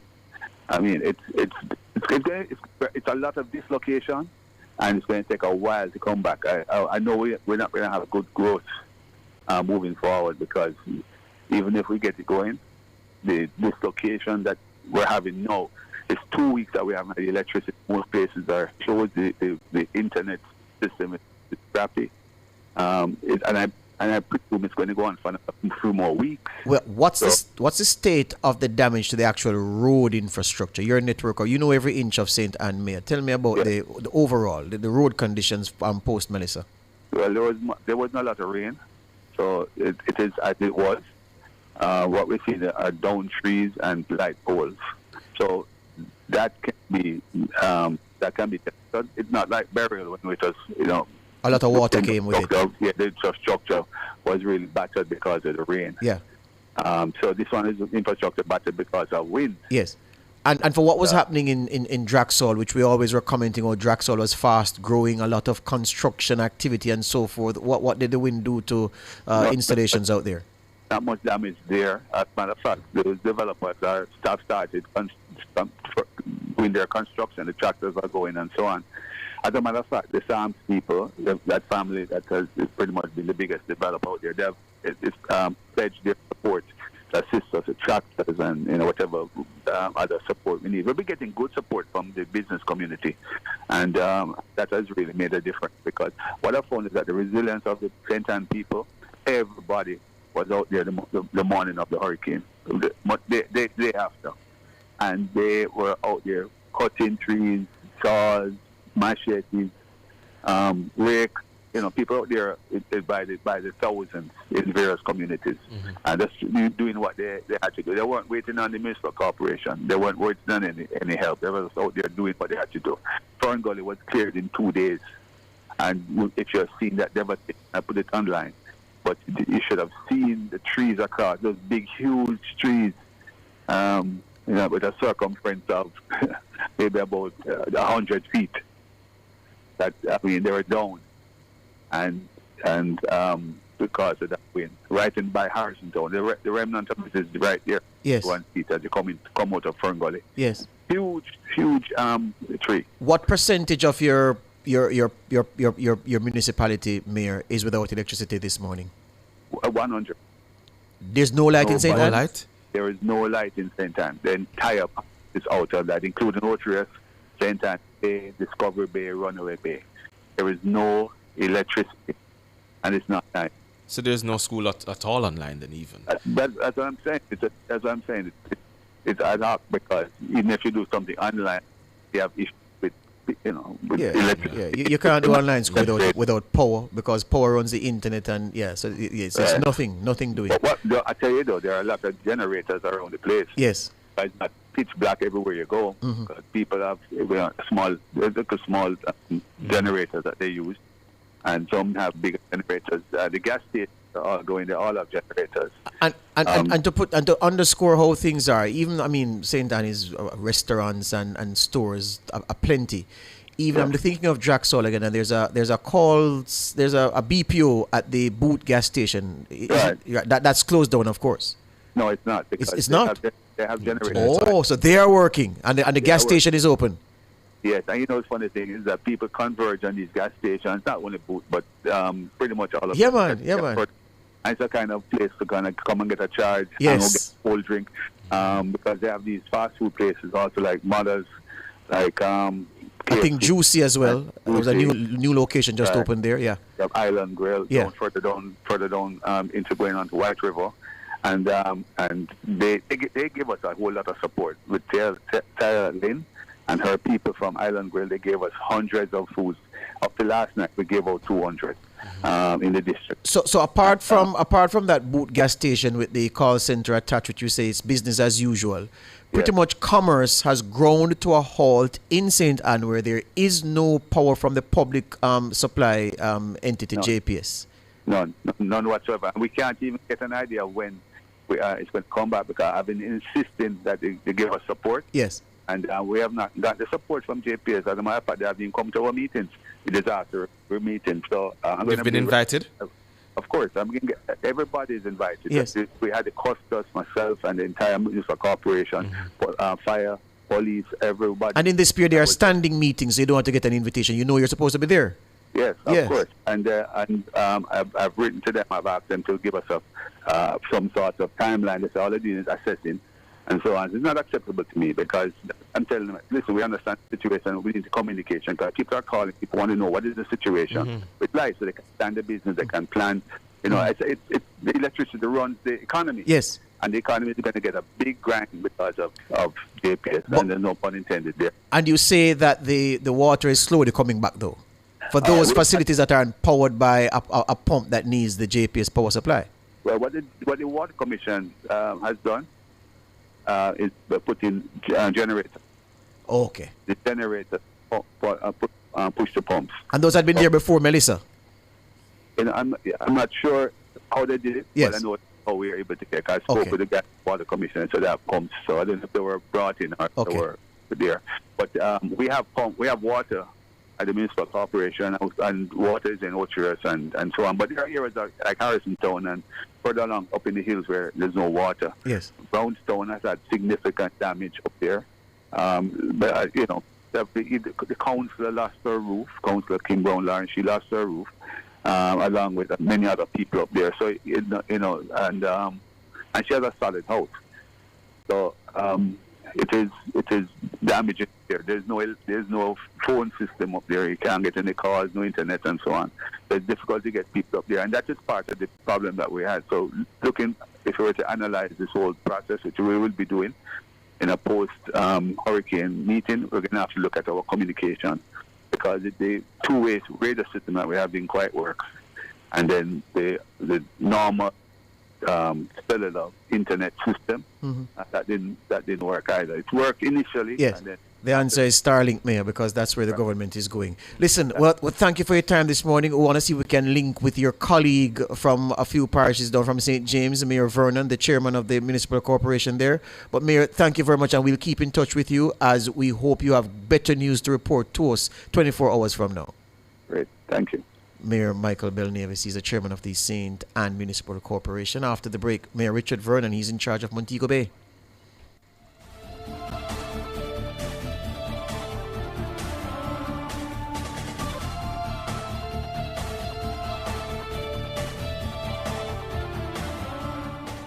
You're listening to Nationwide 90 FM. The time is 9 minutes to 8 o'clock.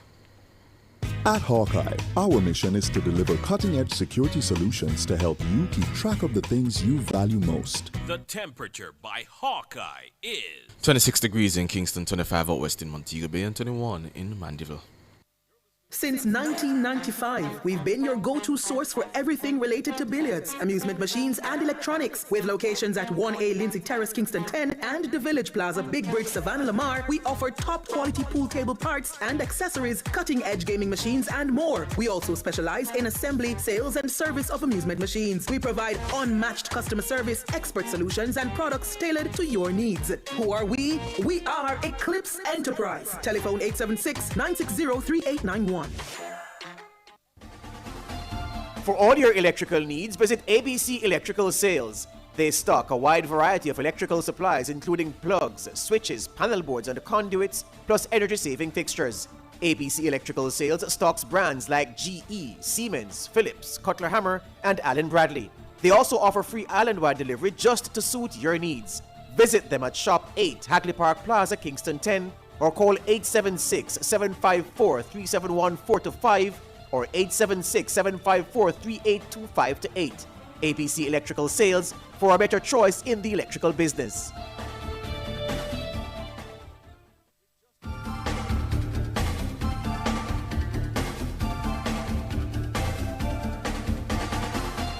7:53 on the clock, just before Saeed introduces Mayor Richard Vernon. I'm reading a message here from our YouTube chat, and it says, Kimone Johnson, living in White House, Westmoreland, please call your mother in London, Ontario, Canada.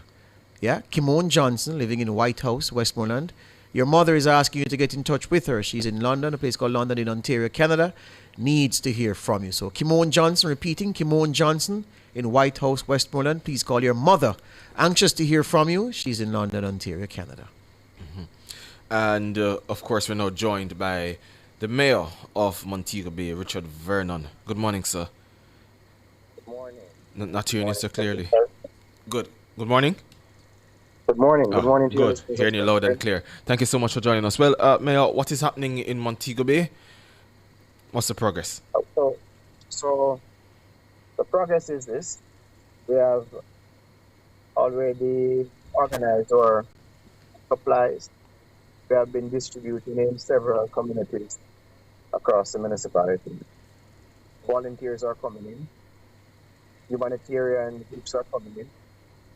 They are also doing distribution. We are doing a mass distribution this week, over 5,000 packages in the most affected communities. Today, we start our operation restoration and cleanup for the municipality of St. James. And we are starting in the West Bay, Catanal communities. What we will be doing here, cleanup, we will have fire trucks, water trucks, skid steer, backhoe, tippers, the compactor trucks, otherwise known as garbage trucks, and all the relevant equipment within the space cleaning up. Then tomorrow we move into the city center to tidy up the place because we open up all the roads in the city center from the night off to the morning after Melissa. And the Ministry of Labour and Social Security, we form a team with them, SDC, the councillors, the Poor Relief Department from the St. James Municipal Corporation. They'll be capturing data, damage assessment, and to hear from the residents their priority of need. Whilst that is happening, we'll be distributing packages within the state. And But anything I know that right now, the demand is for cleanup and water. We understand the cry. We are providing that. The demand is for cleanup and water. What's the status of electricity? Electricity, we had our EOT meeting yesterday and we got the update from APS. They gave us two figures. The restoration for the grid system, nationally, it's about 80% complete. The assessment rather. And the assessment in St. James for the distribution system is 30%. That story tells me that we have to break a little bit more for the restoration of electricity. But several communities have already started to receive water from NWC. Our Great River system is almost at where it was before to supply water to the communities. But we had an interruption from the Martha Bay system when one of the lines ruptured late last week that affected the supply of water in other sections of St. James. But NWC seems to be on top of its game. And supply is not an issue. Supply is an issue. It was before, and we will expect the same now. But they are getting water to the communities. And the ones that are having the challenges via the supply system, we will use trucks to reach those communities. The issue, Mayor, I remember when I spoke to you, it may have been on, if not Tuesday evening, may have been early Wednesday, and you were saying that, boy, you were operating blind because you couldn't get in touch with your shelter managers to find out the state of play there. How many of your people remain in shelters this morning? And by extension, that would mean that those schools that they're being accommodated at can't be opened for teaching learning. I will say that Jamaicans are not shelter-minded. So whilst we had approximately 200 people recorded in the shelters that we could reach,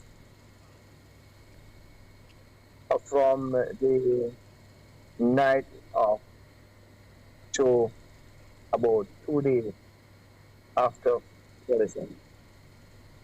The shelter number now is 113. Mm-hmm. So they're leaving the shelter expectedly, especially in the day, to get food, check on their property that was damaged. Our husband damaged, and also moving around to, eke out their usual way of life. Yes. But we are still in a situation where we're unable to reach several shelters. I could give you some numbers. Give me a second. So we have 26 shelters that we can actually reach of the 65. And the others, you can't reach them. You can't reach 39 of your shelters. Why you can't reach them? Communication is no down. communication. Yeah. They're accessible though to you, as in you have roads. You can head to them. We have 10. The condition is unknown. Because the communities have been totally cut off. Not from trees and the places where, but roads completely gone. Give me an example of some of those communities, Mayor. Some of those communities include where? So 7 Rivers. The river is still on the road. Stein Irwin, Chelsea, bridge gone. Mopa, Orange, bridge gone. The road gone, rather. We have the remote ones, like where? I think the connection broke. Let's see if we can get him. And this is the reality, listeners, viewers. This is the, I won't call it frustration because in the context of things, it's a minor irritation. Minor. But this is the trouble we have. And Yes. You're back with us. Yes, May. You were saying you're giving us the communities that the shelters you can't reach them. Inaccessible. Yeah. So Cambridge High School is a shelter. And it is still maroon. The soldiers have to make 2 trips to that area using boats and such to access the area. Boats? They're doing airdropping in some sections, and these shelters are included. But we have 10 unknown ones. I can't give you all the names. Yeah, man, understood. Right. How people have been asking about up Johns Hall, given the history of that community where disasters are concerned. Johns Hall is devastated. The road is gone as well. Yeah? Yeah. We have a lot of work to do. All right. So I'm happy at the top, Mayor. You outlined what the priorities are for the rest of this week. So for the rest of this week, it's about accessibility, provision of water. What else? Tell us again the priorities for the remainder of this week as you go through the phases of this recovery effort. So we have a structured plan. We first connected the people to essential services. And that is why we cleared Mount Salem Main Road and all roads leading to Cornwall Regional Hospital during the hurricane on the night of medicine. And the morning after, we cleared to Type 5, Montego Bay Comprehensive Health Center. Then we connected the service area so you can reach supermarkets, gas stations, and those places. Yes. Then we are now connecting the rural sections to the urban center. We started that last week, but the operation restoration and cleanup that we're undertaking this week is going to focus on Kitchener West Green today, tomorrow the city center, and from Thursday to Saturday, the rural community. Yes. Many Jamaicans, Mayor, know your city for the popular places, Jimmy Cliff Boulevard and all those places. And even they want to know, how do those places look post Melissa? The place mash up or is intact? Mash up, but Montego Bay is still beautiful. Mm-hmm. And the hotels? How many people, the trees lost a few leaves and all of that. But we're going to get back there. Mm-hmm. What's the status on the hotels? Well, the hotels, some of them, they got a real heavy hit.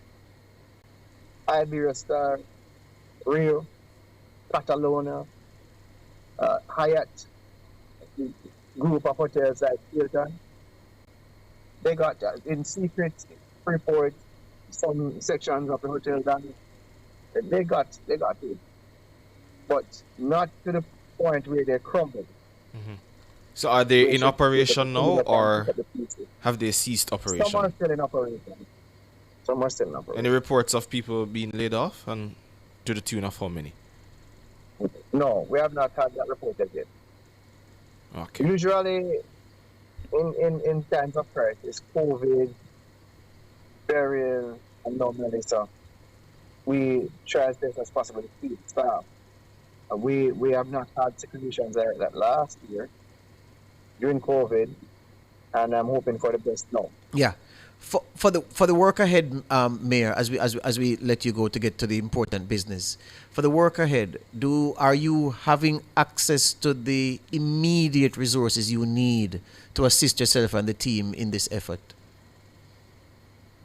Access to the immediate resources, the things you need to provide the relief right now. Are you in close proximity to those things? We are, but it's challenging. So, for example, our essential vehicles need gas. We have to be competing with the public for gas. Insofar as we have to reach out to the service station and to listen, designate areas and lines for service vehicles so that we can gas up and get to the work, so things can be resolved quickly or timely. Mm-hmm. And the heavy units, backhoe the trucks, you name it, having competition for fuel. Yes. And we are also challenged by the traffic situation. To move service vehicles from one side of the city to the other can be significantly hampered by the traffic congestion, especially close to the service center. Yeah, you burn up by the gas in the traffic sitting down. Exactly. Yeah. Mayor, before you go though, we do have some access, but we need more. Understandably. And we need the ATM machines to start working, because our people, they actually have money in accounts, but they need to access it. Right. Anything on the markets though? Your markets. Market, probably about 3 feet of zinc on Charles Garden Market. We will have to rebuild that space. We were in the process of doing a proper renovation of the market to open up by, say, January, based on the timeline given by the superintendent. But now we have significant market damage, badly. And National Stadium, yes, I'm parked here right now. Yes, swamped. The field, swamped. Still waterlogged? Still waterlogged. Listen, this is an event never seen before. Yeah. The Pye River, Montego Bay River, and Barnet River came together and met the sea. Yes. The wall along Catherine Hall, entertainment, a section of it taken out Yes. by the water. Yes. The force of the water coming from Catronal to meet the sea. Take out the wall completely. That wall with the mirror. Yes, man. With the faces of all of the entertainment superstars. Yes. Gone. Yes.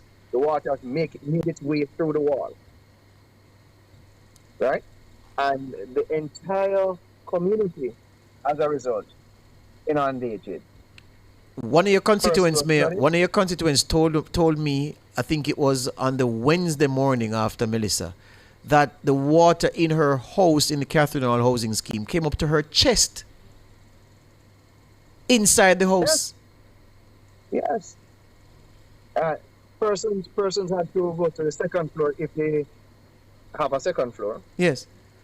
And some persons went on to the roof to survive. I've had to deal with this before. In 2017, it was a similar situation in my division. Yes. Montego Bay South, particularly William Street, Canterbury area. They were submerged. Yes. First floor completely underwater. In some sections, when I entered the room, the watermark was at the bulb. Yes. But that happened in the day. Yes. So if it had been in the night, it would be a complete problems. Yeah. But on the point of bulb, just before you go, what percentage of your parish has power from JPS? Zero. Zero? No supply coming in and no supply from the plant. Yeah. You know, we have the second largest plant in the country. Yes. So it's generators running it and solar lights all around in St. James. Solar lights, generator, other means, persons charging up those little lights that you can start up and turn on. Yes. Did you get any update from the power company as to a timeline, perhaps? They cannot give a specific timeline, but what they gave was what I reported earlier. Yeah.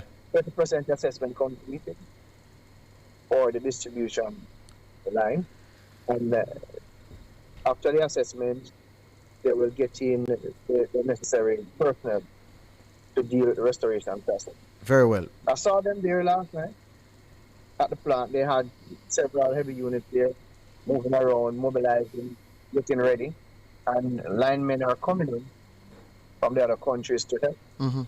So I guess the cavalry is on its way. Yes, sir. Listen, you have a lot of work to do, Mayor. We thank you for your time this morning. We'll try to make contact later in the week, if not early next week, just to get an idea of the progress. Thank you very much, and all the best to you and the team working hard, sir. Thanks, and same to you. Yes, man. That's the chairman of the St. James Municipal Corporation, the mayor of Montego Bay, Richard Vernon.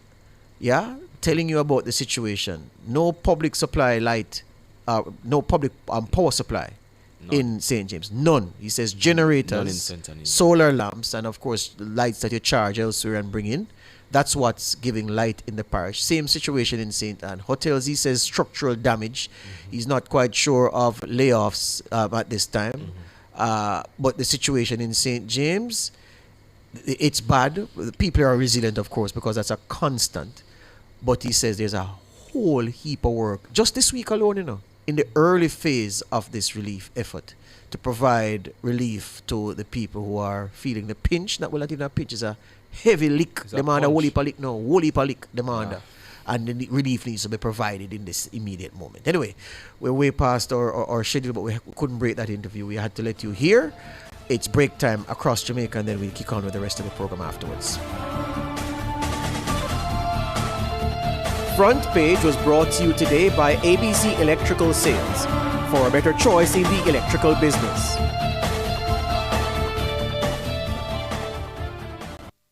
When you want the food shell and make the rice well, just give me me Kendall. Well, it's out. Kendel. Give me Kendall. Another quality product from the CariMed Group. Just give me Kendall. The time by Kendall Foods. The taste of quality is 8:12. Success, powered by learning. The temperature, brought to you by Sandals Corporate University. Come grow with us, is 26 degrees Celsius in Kingston, 25 degrees Celsius in Montego Bay, 21 degrees Celsius in Mandeville. From the mountainside to seaside, countryside to townside, inside and outside, it's Across Jamaica this morning. Taking you across Jamaica this morning, the University of Technology Jamaica UTech says all classes at its Pepin and Western Jamaica campuses remain suspended following the passage of Hurricane Melissa. President Dr. Kevin Brown says a phased resumption of activities is being planned. All classes and teaching activities remain suspended until further notice to prioritize the safety and well-being of students and staff. Plans for a phased resumption of teaching and learning activities are being developed and will be communicated in short order. The graduation ceremony previously scheduled for November 8th and 9th has been postponed and a rescheduled date will be communicated in due course. All staff and students are encouraged to stay informed through our official university communications channels and to contact their respective supervisors and managers for any urgent concerns. UTech Jamaica remains committed to supporting every member of our community during this period of recovery and rebuilding. Dr. Kevin Brown, president of the University of Technology Jamaica, UTech. Meanwhile, classes at Northern Caribbean University, NCU, also remain suspended until further notice. NCU says the administration is set to meet later on Tuesday to assess the campus's state of readiness to welcome students. The university says it will make an announcement after that meeting. A man is dead and another on the run following a chopping incident on Hippolyte Road in East Kingston on Sunday. Dead is 36-year-old Don Andrew Campbell, otherwise known as Don. On the run is Derek Shaw, otherwise called Fighter. Reports are that a dispute developed between the men after a $1,000 bill fell from Shaw. It's understood Campbell claimed ownership of the money. The dispute became physical. The police say Shaw used a machete to chop Campbell in the neck. He also reportedly severed both Campbell's wrists. Campbell was pronounced dead at Kingston Public Hospital. Shaw reportedly escaped in the direction of Windward Road. The police is urging Shaw to turn himself into the Allison Criminal Investigation Branch by 6 p.m. today, Tuesday. That's it for Across Jamaica.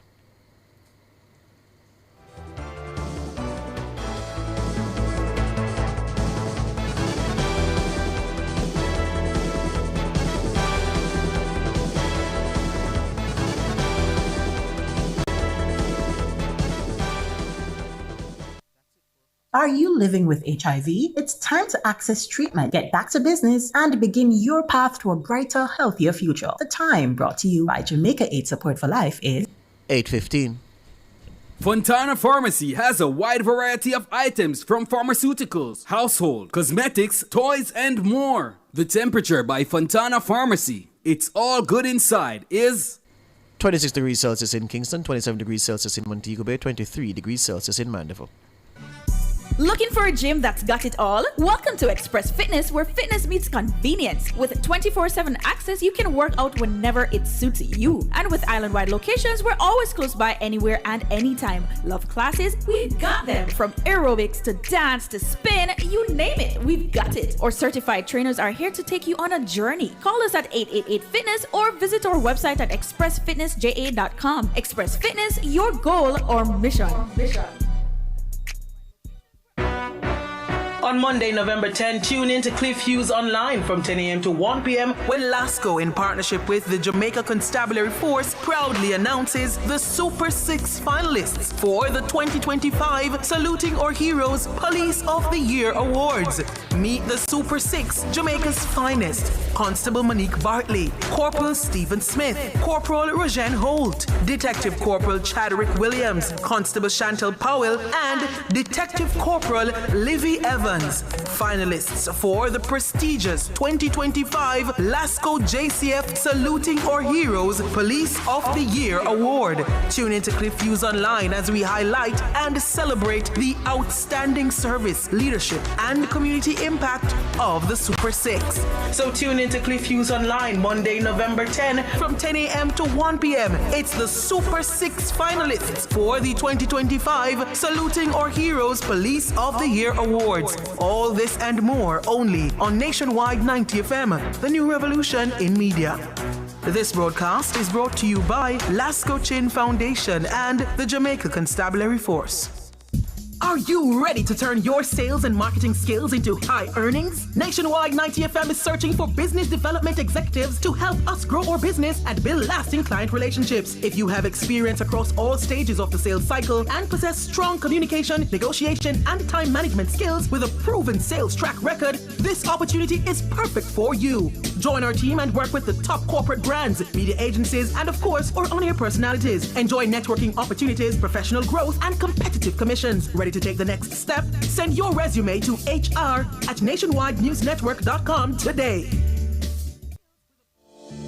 Attention all data protection enthusiasts. Tune in to Nationwide 90 FM every Tuesday at 8:20 a.m. and Thursday at 8:25 a.m. for a new program, Data Protection Matters. Starting June 4, 2024, join us as we delve into crucial topics that will keep you informed and compliant. Data Protection Matters is hosted by Chuck Cameron, founder of Design Privacy, your trusted partner in data protection. Don't miss out. That's every Tuesday morning at 8:20 and every Thursday at 8:25 a.m. Stay protected, stay informed with Nationwide 90 FM and Design Privacy. Data Protection Matters is brought to you by Design Privacy. We help you comply and build trust.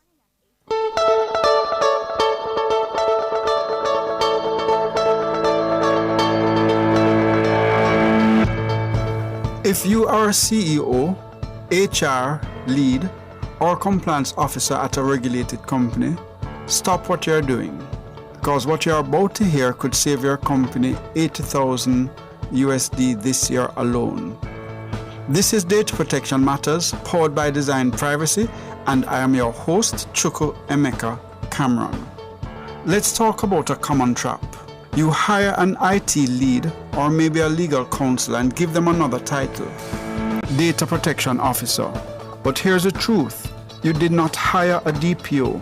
You gave someone extra stress.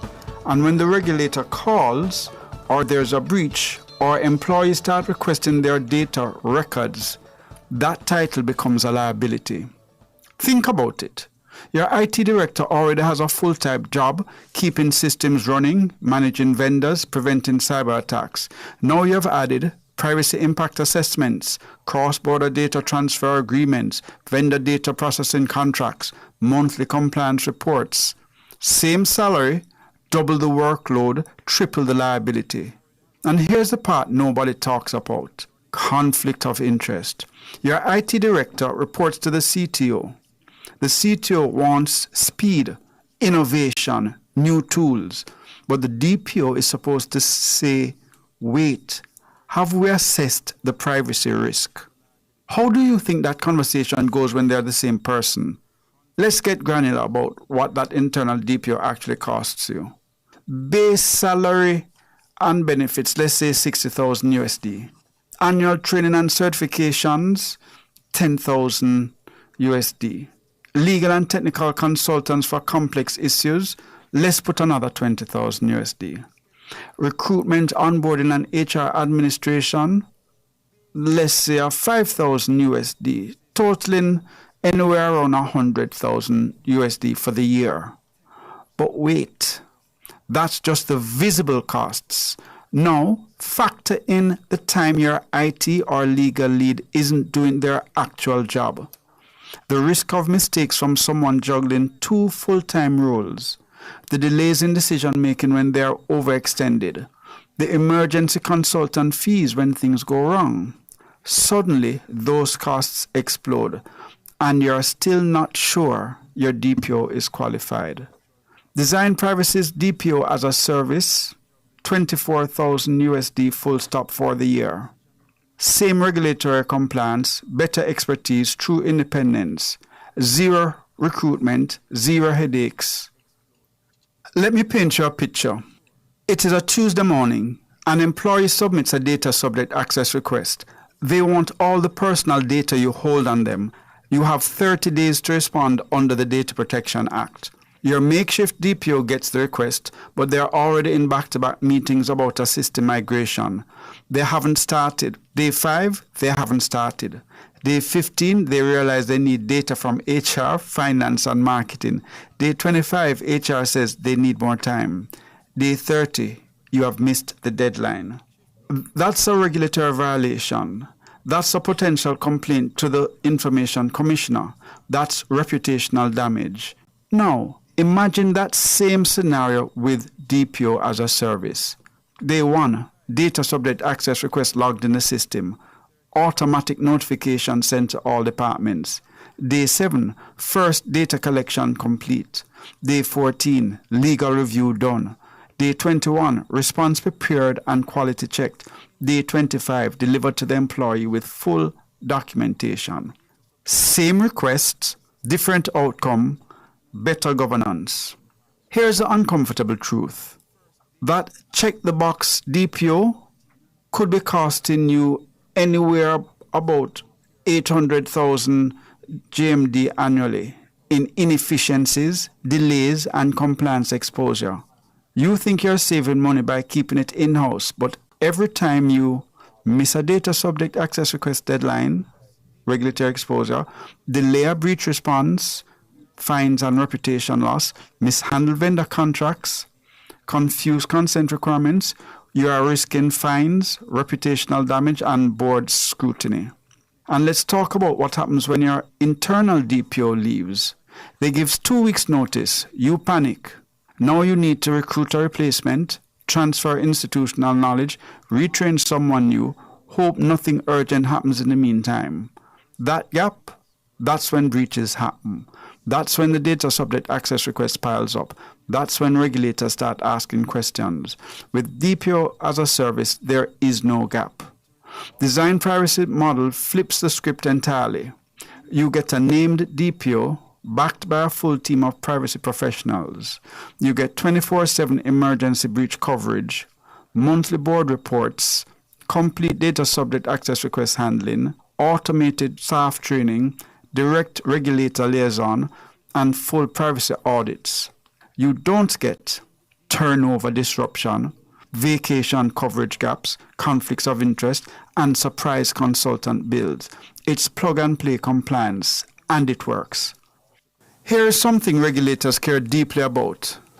DPO independence. The Data Protection Act requires your DPO to operate independently. They cannot be someone who determines the purposes and means of processing personal data.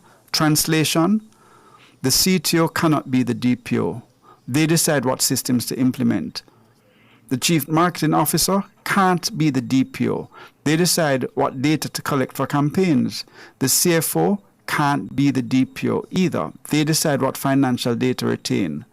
The DPO needs to be able to say no without career consequences. Can your IT director push back on the CEO's new project? Can your legal counsel challenge the board's data strategy? An external DPO can, because their job security doesn't depend on saying yes. That independence isn't just regulatory compliance, it is risk management. Let's talk return on investment. Save 25,000 annually by cutting emergency privacy consultants. No more scrambling when complex issues arise. Month 3, cut data subject access request response time by 60%. Faster turnaround, better documentation, 0 missed deadlines. Month 6, slash board reporting prep time in half. Your compliance reports are ready before you ask for them. By year 1, you have saved 81,000 USD in hard costs alone. By year 2, you have gained trust from your customers, governance maturity recognized by regulators, operational efficiency across departments, peace of mind for leadership. That's a strategic advantage no one talks about. Let me tell you what it looks like when DPO as a service is working. Your marketing team wants to launch a new customer loyalty program. They reach out to the DPO. Within 48 hours, privacy impact assessment completed, data minimization recommendations provided, consent mechanisms reviewed, vendor contracts vetted. Your marketing team launches on time with confidence, with compliance built in. No delays, no pushback, no surprises. That's what strategic compliance looks like. Not a barrier, an enabler. You are already required to have a DPO under the Data Protection Act. The question isn't should we. The question is, are we paying more to get less? $2,000 USD per month, 7-day setup, full regulatory protection. This isn't a support service, it's a governance strategy. Let your competitors gamble with makeshift DPOs and crossed fingers. You lead with privacy, you build with trust, you grow with confidence. This has been Data Protection Matters. I'm Chuka Emeka Cameron. Let's stop gambling with compliance and start investing in trust.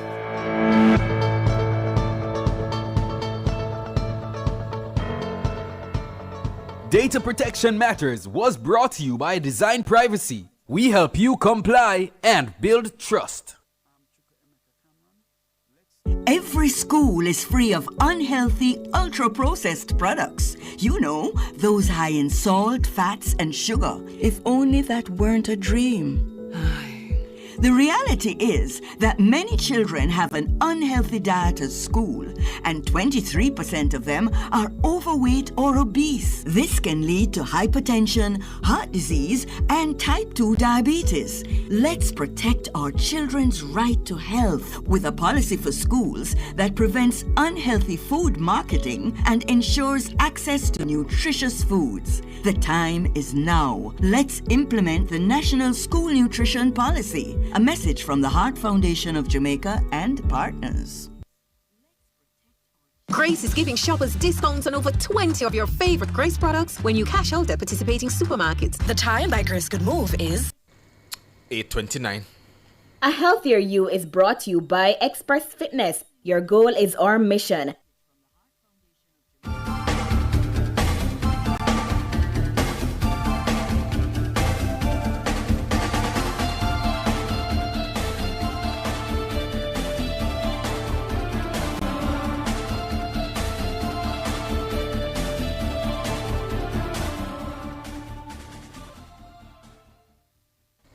.30 on the clock. 8:30 on the clock. This is Nationwide this morning, and it just breaks your heart to hear about the situation in the rest of the country. I know a lot of people are doing a lot of things to try to ameliorate the situation facing people. You know, communication in this phase of the recovery is a very important thing, Saeed, because one, you don't want to put a damper on the inclination, the almost spontaneous response by Jamaicans to help their brother and sister when they're in difficulty, as many people from this part of the country do, flooding to those people to bring things, not just for relatives, but for anybody who needs it. So you don't want to discourage that. And it is our Jamaicanness coming to the fore. I have a friend. He's a banker. He called me last week and said, GD, listen, I call you because I know you know people and know how to get access, but how can I help every weekend until the people don't come back? I want you to put me on to those persons who I can go with every weekend. From now until this thing comes back to now, because I want to help, because what I'm seeing, and he was only seeing St. Elizabeth at that time, you know, he wasn't seeing the rest of the damaged places. So I'm saying you don't want to discourage this any at all, but at the same time, and this is where the difficulty is, they need the space to actually go and do the recovery. It is real, because when you look at the roads, you can imagine you're an emergency vehicle. You wait 2 hours to buy gas, as Mayor Vernon says.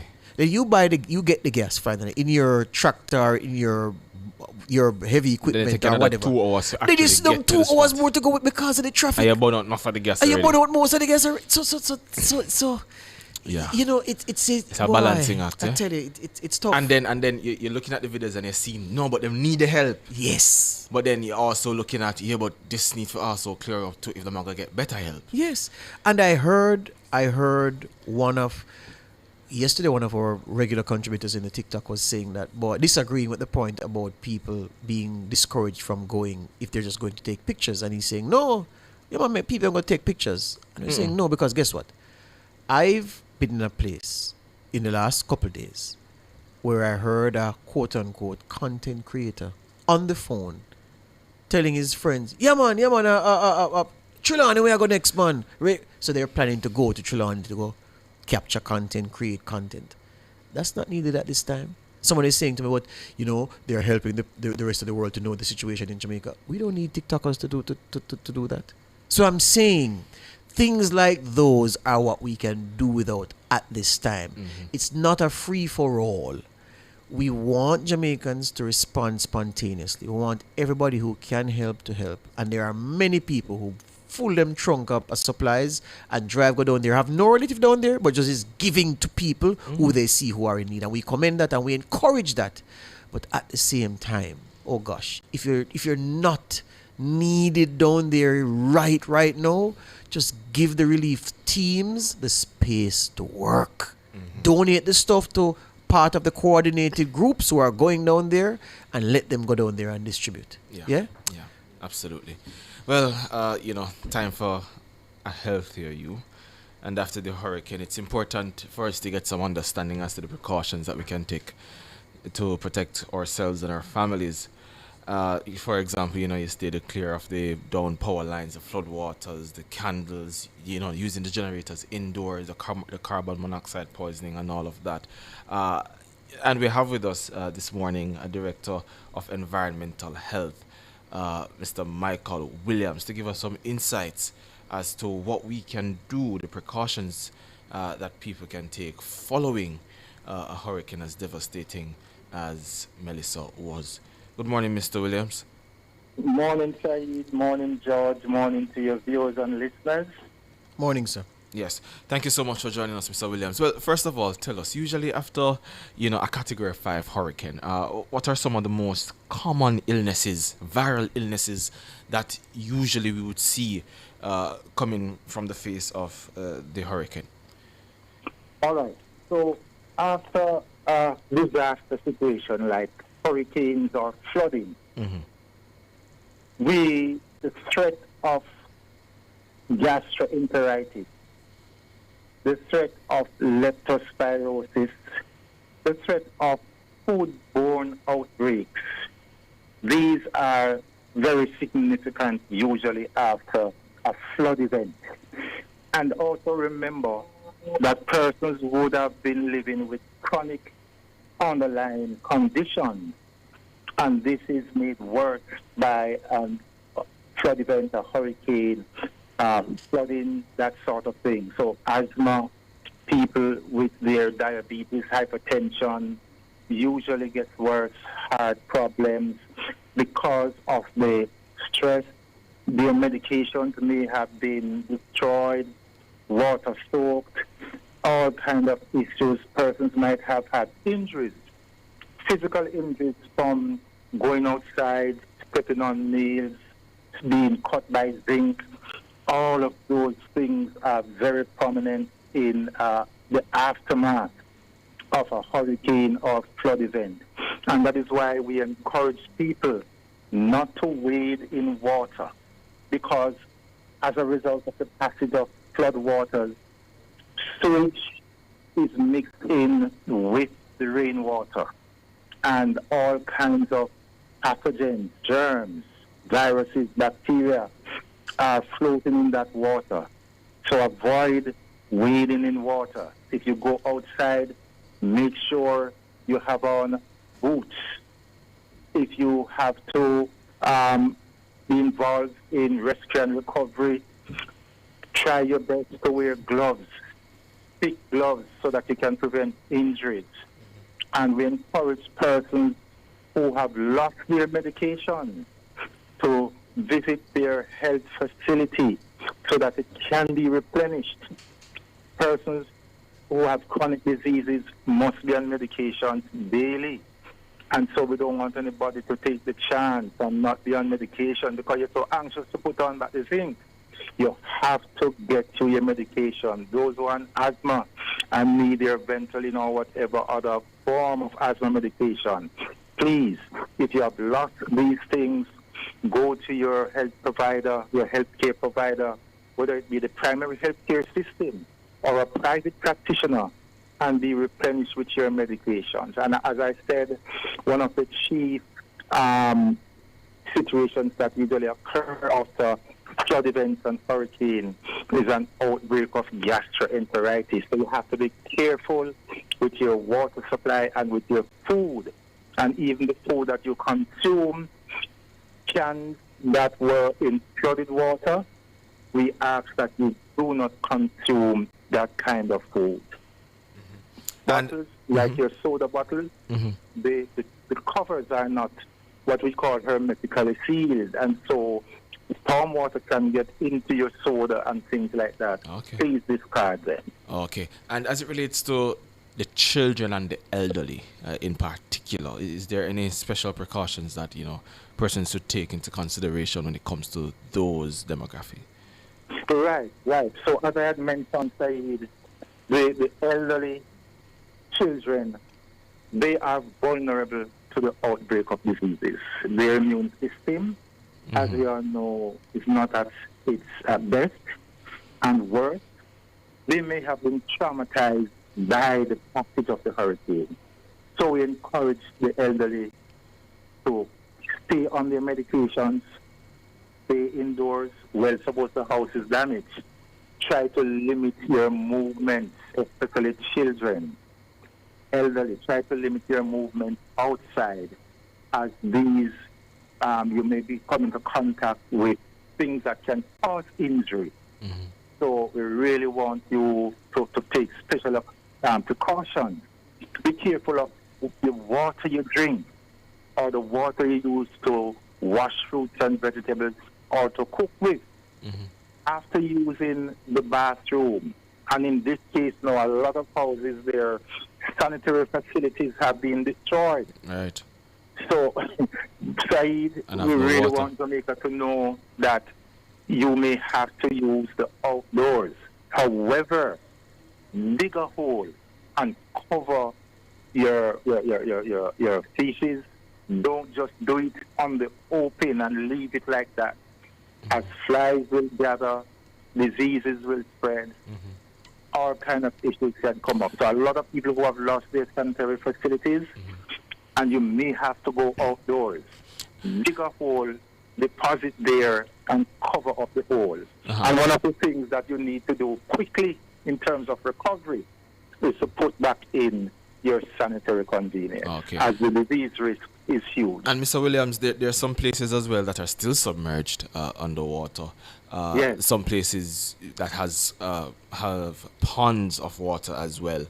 The open water creates a problem, but there's not much that they can do about it right now. What are some things they can do to protect themselves from those viral diseases that comes because of the open water that's around the environment? All right, Saeed. So, as I mentioned earlier, we really discourage wading in water, and as you said, some persons, it might be impossible for them not to walk in water. Try and get a pair of water boots, the one that come closer to your knees. Try and get a pair of water boots. And your drinking water, your food, try your best to store it high above water, because you wouldn't want your drinking water and your food to become contaminated with stagnant water. That's a huge disease risk. And as much as possible, try and keep yourself out of the water. For persons who are diabetic, whenever your feet or hands or body parts become wet, especially the feet, we're talking about foot care, dry your foot properly. As we all know that ulcers can come quickly with the diabetic population. And try and keep yourself dry, right? And if you happen to have to go through flooded water, always try and cleanse your body. We're talking about now hygiene. We talk about 4 kinds of hygiene: personal hygiene, environmental hygiene, food hygiene, and water hygiene. So personal hygiene, it's difficult at this time, but if your feet get wet in stagnant water, try your best to dry your feet and use a little disinfectant, alcohol, a little water with bleach in it, and you take care of your feet, dry your feet, and try to prevent the injuries. Right? Tetanus, leptospirosis, these are some of the infections that are common when it comes on to flooded water.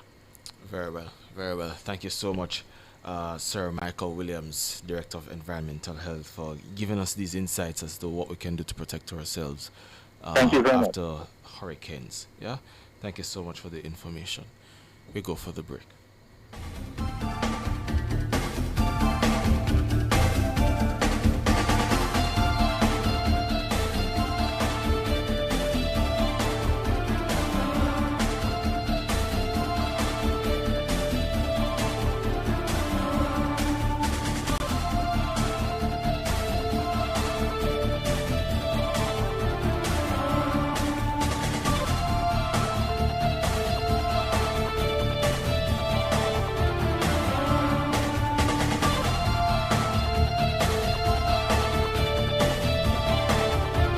Healthier You was brought to you by Express Fitness. Your goal is our mission.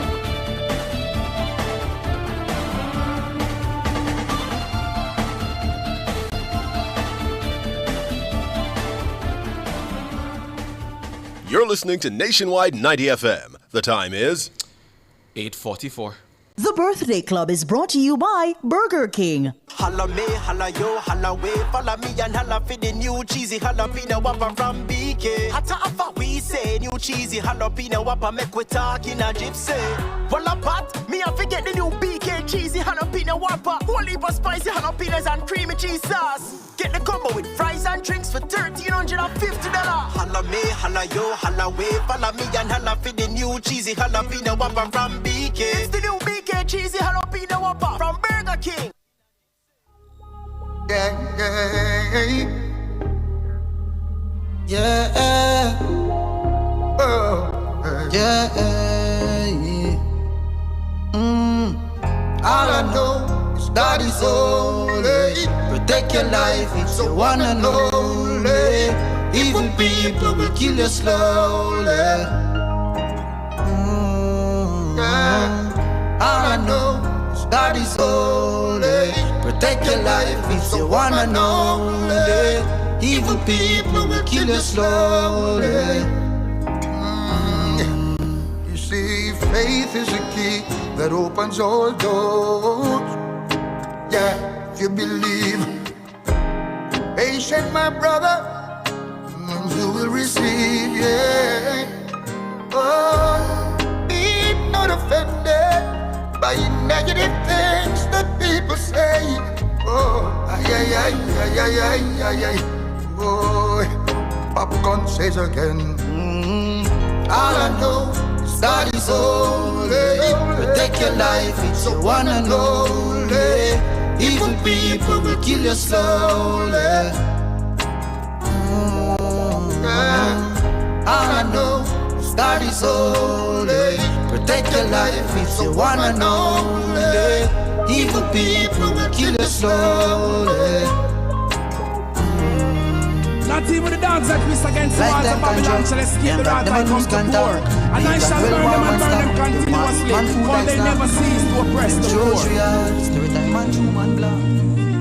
Oh, please, my cause, oh Jah, and let me stand firm when the wicked rise against the eye.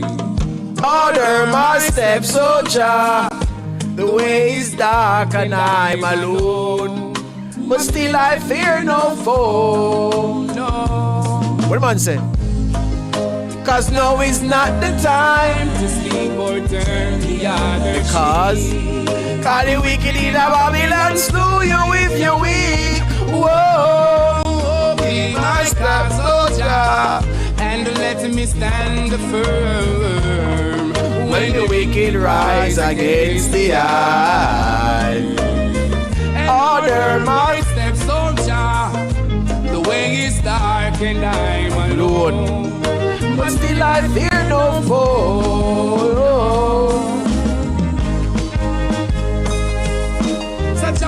me sword be my shield on the battlefield. Head on, the wicked I go feel it. We will take the stand against the ones who oppress us, and by every means we just not give up. Live up now, you stop killing yourself. Cause when the Gideon start, man, I go need your strength. Live up now, you stop killing yourself. Cause when the Gideon start, man, I go need ya. So it's not the time to stay for 30 years.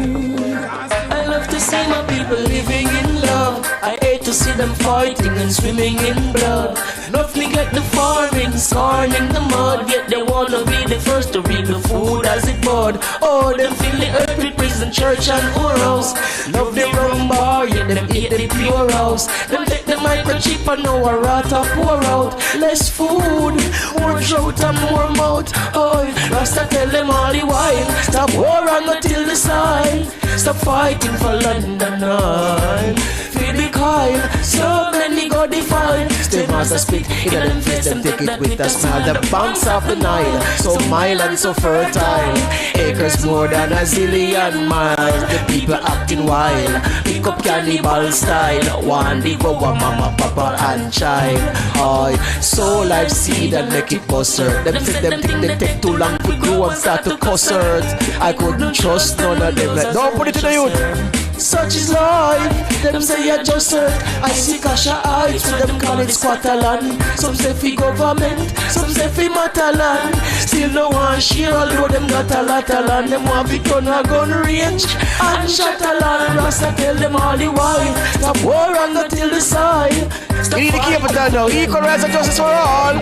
Rise and never fall. I let them play. No, I won't hide. Bum, bum, bum, this a junior. Bum, bum, bum, this a junior. Bum, bum. What a song in these times. If Jah, please do it. Please do it. Please do it. Then why should I be afraid of the pestilence that falleth by night? If Jah is standing by King, me know you can mash up the place, but after you mash up the place, me know, I know. Give it another one, man. You haven't played Norris, man, with a persistence is to try, King. Please. Your best you try to harm I and I, aiming to kill, but I love you still, cause you are here to make prophecy fulfill. It's Jah will. No weapon that form against me. This I just oh, never can find the Everton blend. So many songs. So this Rasta, I don't got people going to Africa. So we are going to Gideon hot.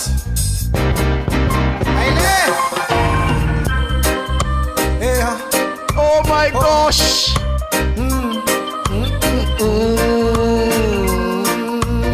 Jabooks! Hey. Angola! Pull it! Alright, you get the first hardcore man. Pull it, squeeze! A small pull. I don't got people going to Africa. So anyway, boy, the Norris man, King. Please and thanks, sir. No man, persistence is the no.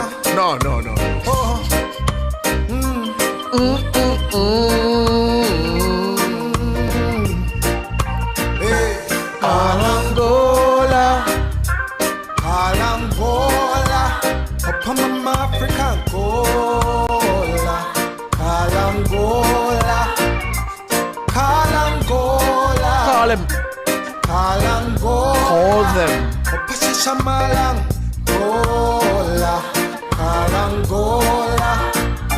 Me burn the fire from Babylon. Nothing no chat from Babylon. This is the best I've felt in 2 days. As a you corrupt, but the music, and then the first man listen to music, you know. Yeah, man, the music soothing, man. Because it's just depressing, heavy.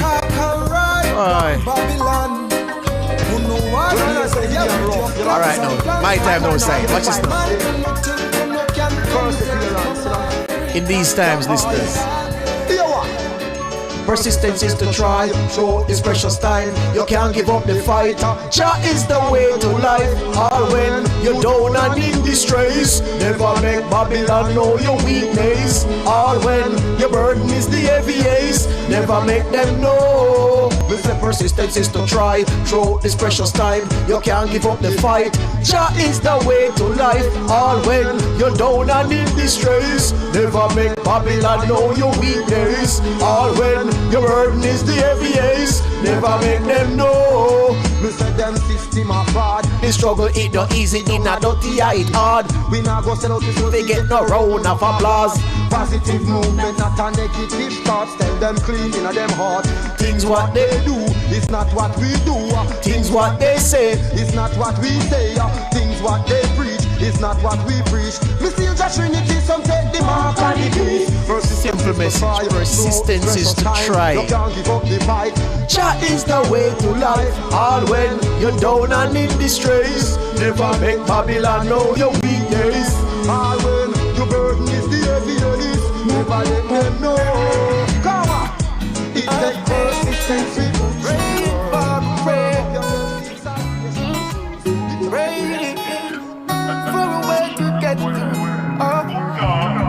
Oh wait, I just remember the birthdays. So let me do the birthdays quick now. Happy birthday. Well, I have to say happy belated birthday to Shanice Lynch, my very, very good friend. Happy birthday to Morning, you. Morning, Shanice. Happy birthday Hope to you you. have a good go on, yeah. Oh, I see another text though. Yesterday might have been your official day. This one is from somebody else, but the celebration continues. This one goes out to a truly special soul, Shanice Lynch. We're sending you light, love, and everything good this new year. And may your days be filled with laughter that heals friendships, that uplifts, and blessings that you find wherever you go. You're appreciated, you're loved, and your presence makes life a little bit brighter for everyone around you. And those greetings are coming from Sundry, all your fam and friends, and they say happy birthday to you. Also happy birthday to the lovely Precious Harriet.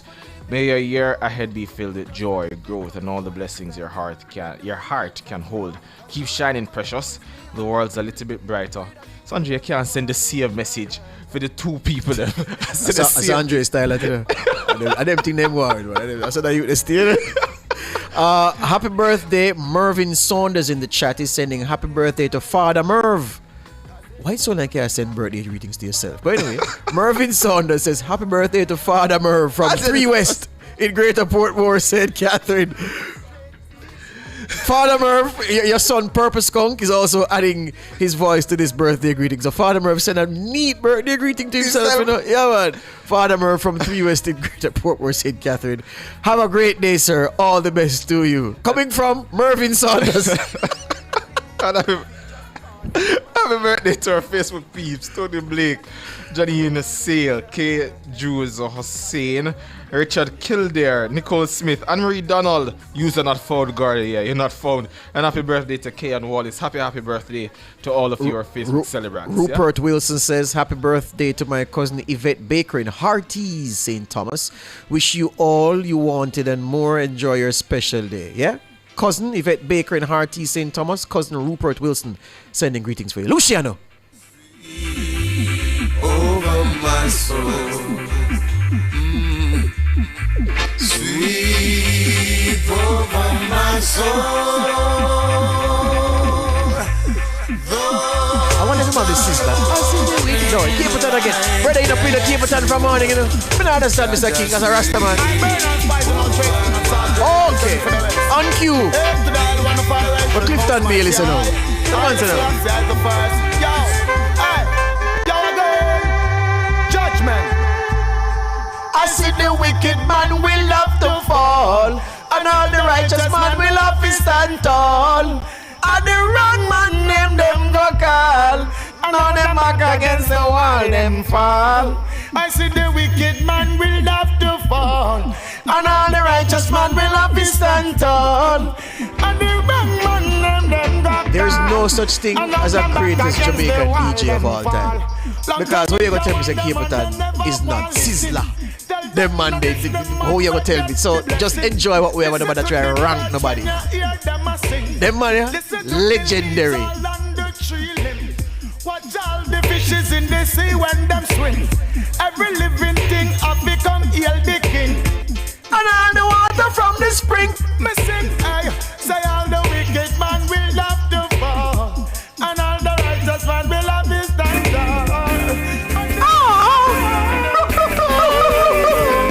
I'm missing you, girl. I'm missing you. Try, even tears, even my heart cries, but who cares? Whose fault? No one but myself. Things do happen, words can't explain. Beyond the human reasoning, joy mixed with pain. People would spend time just for us to say. So you realize you don't know them tune. You don't know the words for it. For your wrist. No, listen to this now. This is what you see on cassette. Listen to this now. You name ball and say, come on, say now. Them I wonder how we do this before we hate and anger. Feature profit, but as my locks getting longer, he them heart it a twist. No spread no propaganda, cause you can't stop this. Now them I wonder how they get to you to slick. Them hate and anger. Feature profit, but as my locks getting longer, he them heart it a twist. We no beg no fee, no sponsor, so no can't stop this. Just say no about me. Empire, so I see I bless them. Empty the clip this morning, man. Empty the clip. Simplicity we used to survive. We don't find it difficult because come on. Jada Edwards, a member of our team. Lovely girl. Lovely girl. Lovely. Best way to describe her. Gentle of soul. A soothing presence, Jada Edwards. Happy birthday to you. You're a valuable member of the team here at Nationwide 90 FM, and we wish you all the very best. We love you, Jada.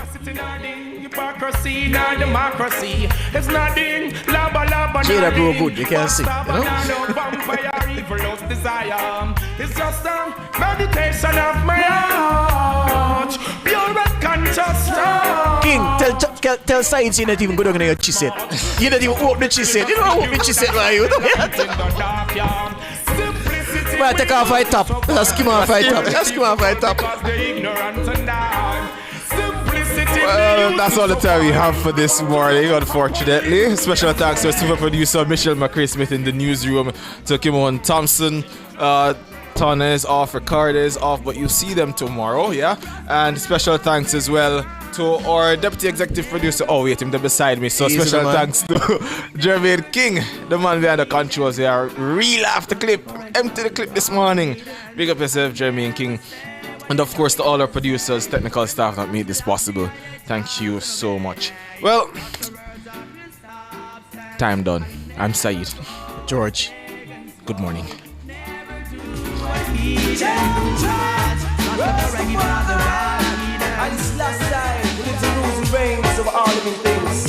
King of all kings, rule all things. Lord, give us strength. Never let I face to live out the greater part of my days. Give us strength. You've just heard Nationwide this morning on Nationwide 90 FM. To live out the greater part of my days. Give us strength.